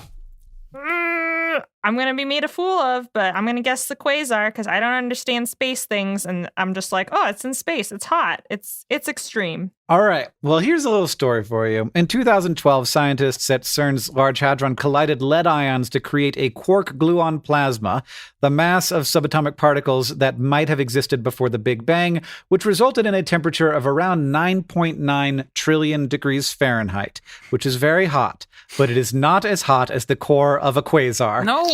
Yes, it is. It's hotter. It's hotter. In 2016, scientists studying that quasar with a Russian satellite found that the core of the quasar measured around 18 trillion degrees Fahrenheit, which is not just hotter than CERN, it's hotter than what theoretical predictions had said was possible for a quasar, which is about 179 billion degrees Fahrenheit. So very, very different from that.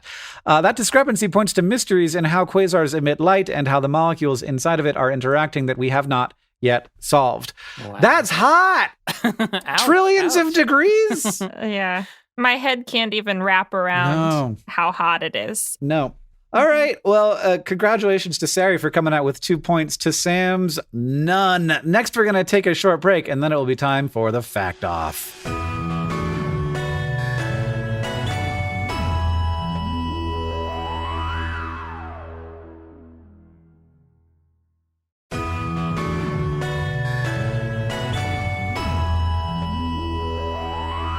Hello and welcome back, everybody. It's time for the Fact Off. Our panelists have brought science facts to present to me in an attempt to blow my mind. After they have presented their facts, I will judge them and award Hank bucks any way I see fit. Sam is currently 2 points behind, so he will have to have his fact be twice as good as Ceri's for a win to be in his future, which, look, buddy, it's possible. You could do it. And I judge these based on which one I want to turn into a TikTok, and then I turn it into a TikTok, which do very well. So good job bringing me good science fact. I think it makes people listen to our show, too. I think it's made people sign up for the show, which I love this. I'm glad that they're here for this mess of goofiness. But to decide who goes first, I have a trivia question for you. Millions of people experience hot flashes, and contrary to what the name might suggest, the symptoms aren't just feeling hot. During a hot flash, many people's metabolic rate increases, with associated heart rate increases by about 7 to 15 beats per minute. But that's not to say you don't also get hot. So based on readings from a finger monitor, what is the average body temperature increase during a hot flash? Well, it's not more than like 10 degrees. It can't be that. Yeah, I mean, that dude did die almost at 115. Yeah. Like he did max out. So it's not going to take you above 115. I feel like you can also feel extremely hot and then take your temperature and be like, I am normal. So it's weird, those moments where you're just like, my everything. And then you take your temperature, it's like 99.6. And you're like, I'm just a very whiny person. Yeah. My proteins. It's such a good, like, I'm melting, but instead, like, the Wicked Witch gets water poured on and she's like, my proteins, they're denaturing. I think that the answer to this question is 0.4. That's so low. I think the answer to this question is 3. That seems like a lot. The average finger temperature increased 2.7 degrees Celsius during a hot flash. Wow. Ceri's the winner. Bazinga. All right. So, Ceri, that means you get to decide who goes first. And I'll go first. So, like Hank was saying, mammals, like humans, expend quite a bit of energy to keep our bodies toasty warm. But other animals, like many reptiles, are ectothermic and mostly rely on external factors for temperature control. And I have just kind of assumed that plants are also beholden to the whims of their environment. They can either just tolerate the cold or the heat or die off and regrow. And for the most part, this is true. But there are a handful of thermogenic plants that can generate heat from within and raise their temperature far above the air that surrounds them. So, for example, the skunk cabbage doesn't sound or look like much. It grows near the ground in wetlands across the North American continent and is kind of brownish, greenish, and stinky. I've seen some skunk cabbage in my time. I haven't. I'm excited to see one now, though. I'm going to go looking. Because in March, when the ground is often still frozen and covered in snow or ice, you might see a small melted spot surrounding one of these little guys. For about 2 weeks, a modified leaf pokes out of the ground, protecting a cluster of flower heads called the spadix. And even when air temperatures are below freezing, the spadix is around 15 to 35 degrees Celsius hotter than its surroundings. Almost like it's a tiny animal, the skunk cabbage generates this heat through cellular respiration, using up oxygen and sugars like starch in the process. And cellular respiration, as anyone who's had to memorize it for a test knows, has a lot of different steps and proteins and genes involved. And for those nerds like me, it seems like thermogenic plants may use pathways that animals don't, but exact biochemical process is a botanical mystery. It likely involves classes of compounds called alternative oxidases or plant uncoupling mitochondrial proteins or pumps, which is confusing because there are protein pumps too. Yeah. But they don't use cytochrome C oxidase, which is that big one that you learn about at the end of the electron transport system in biochemistry. This is a little in the weeds, but I was like, that's very weird. So I decided to include it in my fact. And biochemistry aside, it's strange that a plant would expend all this energy to bloom a little bit earlier instead of just waiting for the weather to change. So the other botanical mystery in play is why these hot plants exist. The main guess is that the warm, radiant heat helps circulate air around the flower head, like how hot and cold pockets of air in the atmosphere create wind, and this wafts stinky organic compounds through the air to attract pollinators. Another guess is that what fly or beetle or spider wouldn't want to hunker down in a cozy, stinky plant when it's cold outside? But besides the skunk cabbage, most thermogenic plants are in more tropical environments, so this might not be as likely. But either way, these weird, warm plants exist, and now I want to touch one. Yeah, can I get enough together to like warm me up? If I'm just like wilderness survival time, and I've gotten out in a swamp in the cold, can I just like gather up a bunch of skunk cabbage and be like, warm my body? My guess is no, because the heat would dissipate probably pretty quickly. Like they need to be rooted and metabolizing in order to produce that heat. But maybe if you planned ahead before you became a survivalist and like planted a grove of them, then you might have a little warm pocket. That's cool. I had no idea about that. And there's lots of skunk cabbage in Montana. I've seen it around. I've never like approached any because it's swampy where they are. So I'm like, I'm going to stay over here where my boots are not covered in mud. But now I kind of want to go touch one. Yeah. All right, Sam, what do you got for me? What do you think of when you think of ice? Do you think of cubes floating around in a refreshing summer beverage? Or maybe icicles hanging from a festively lit home on a cold Christmas morn? Above all, you think about ice, you think about cold. So what am I doing talking about ice in an episode about heat? Well, what if I told you that some ice could be quite hot indeed? Hot ice. First of all, this fact off might be a bit of a team effort because it turns out that ice is weird as fuck, and I'll probably get something wrong.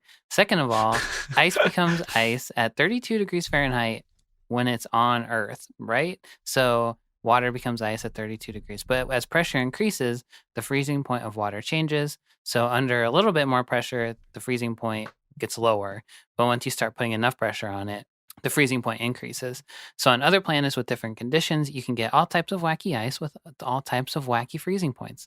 So one place in the universe with lots of water under super extreme pressure is the core of gas giants like Uranus and Neptune. The water there could be under so much pressure, in fact, that scientists figure there must be some really weird hot ice down there. Ice that would, according to egghead math, have a solid lattice of oxygen atoms with hydrogen atoms sloshing around inside like a liquid. So they've called this hypothetical form of water super ionic ice, and I suppose probably contented themselves to never seeing it because we do not live in the core of Neptune. But in 2019, scientists at the Lawrence Livermore National Laboratory in Livermore, California, used 6, quote, giant lasers to create shock waves that compress liquid water to between 1 and 4 million times Earth's atmosphere and heated it to between 3 and 5,000 degrees Fahrenheit. And the thing that they thought would happen, superionic ice, happened. So superionic ice formed for like literally a nanosecond, and they took some X-ray measurements to prove it or something. That's what they do. Another team in New York did like the same thing at the same time, and they both got the same results. So I guess that settles that. Nice. Yeah. So they called the ice Ice 18, and it is thought in its natural environment that is probably black and 4 times heavier than our boring old Earth ice. And since there are lots of big, gassy, water-filled planets out there, it's also thought that it might even be one of the most common forms of water in the whole universe. Since on Earth, it only exists for a nanosecond after being shot by 6 giant lasers, it's not really that useful to us for any practical reason. But knowing that it can exist, it gives us a better understanding of how planets work when they have watery cores. And it also seems to be superconductive, so it might help to explain some previously mysterious magnetic fields that we've seen in the universe. Okay. And maybe there are aliens out there with 8,000 degree drinks that need to be cooled off. So, Sam, I gotta say, I don't care that much about how this helps us understand other planets. You just told me that there is black ice that is 4 times heavier than ice, but it's still water ice. It's got a liquid soup of hydrogen inside of it and is potentially superconducting. Yeah. And that we made it on Earth. Yeah. And it's potentially the most common form of ice in the universe. I don't care about any practical use for this knowledge. Well, you know. I just care that is a thing. What's this do for me? What can I do with 8,000 degree ice? Yeah. That's fascinating. Anyway, since that one shook me to my core of Ice 18, I'm going to call this one a tie. What? You can't just let me win? No, absolutely not. Ceri had 2 points coming into that. Does this mean you're going to make both of them into TikToks again? No, I think I'm going to make Sam's into a TikTok. So then Sam wins. I think that's only fair. Yeah, but you won the other one. The points have to mean something, I guess. I humbly accept my basically defeat. It's now time to Ask the Science Couch, where we've got a listener question for our virtual couch of finely honed scientific minds. It's from @JoshiJoestar, who asks, why is my breath warm when I say ha, but it's cool when I say whoo? It's great. It's a superpower that we all have. It's fun. I have a guess, as I usually do. When I go ha, the air is coming out nice and slow, and it's sort of in a nice big fat column of hot air. And when I go, I'm blowing air, and it's sucking a lot of air in from outside and move like it's creating this like vacuum. Basically, it's being filled. But the reason it feels cool is because there's more molecules hitting your fingers where you're feeling it. And those are room temperature molecules, but you're getting hit by more molecules. So there's more wiggles going into the air than are staying in your fingers. That's pretty much it. Wow. Science man Hank. All I have is a couple more fancy words to describe what you're saying. But yeah, it's basically, it's a matter of turbulent flow. So turbulence is something that exists not only in airplanes, but in any sort of fluid. So like gas or a liquid that is flowing. And there is laminar flow, which is where the fluid moves in like very smooth layers. And then there's turbulent flow, which is where it like swirls around. And that's like what's happening when you blow air out of your mouth. It's not moving perfectly. Like there's tons of different swirly bits of how your mouth is shaped and the air is being pushed out, but also just the air currents around in the room. And I don't want to just repeat what you said, but yeah, you're blowing out air in a less directed way when you go ha, and it doesn't grab as much nearby air. Mm-hmm. And when you blow air in a more directed way, it like swoops up the room temperature air and feels cool like a breeze. But if you like blow, if you go hoo and you put your hand really close to your mouth, it still feels warm because it hasn't had time to like suck up that air. Or if you like blow through a tube, then it also doesn't have time or the space to get all turbulent with the other air to hit you. So it is in the way that any sort of temperature is kind of like an illusion of just there's more space, there's more molecules mixing up, which makes it feel different to you. What a world. If you want to ask the Science Couch your question, you can follow us on Twitter. It's at SciShow Tangents, where we will tweet out topics for upcoming episodes every week. Thank you to at Vanya Tweets, at TR Anson, and everybody else who tweeted us your questions for this episode.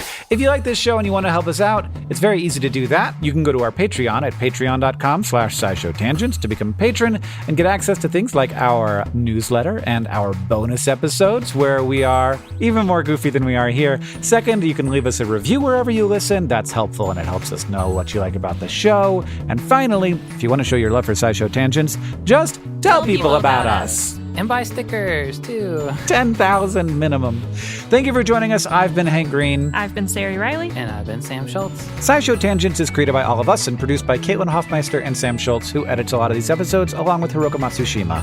Our social media organizer is Paolo Garcia Prieto. Our editorial assistants are Deboki Chakravarti, Emma Douster, and Alex Billow. Our sound design is by Joseph Tuna Medish, and we couldn't make any of this without our patrons on Patreon. Thank you, and remember, the mind is not a vessel to be filled, but a fire to be lighted.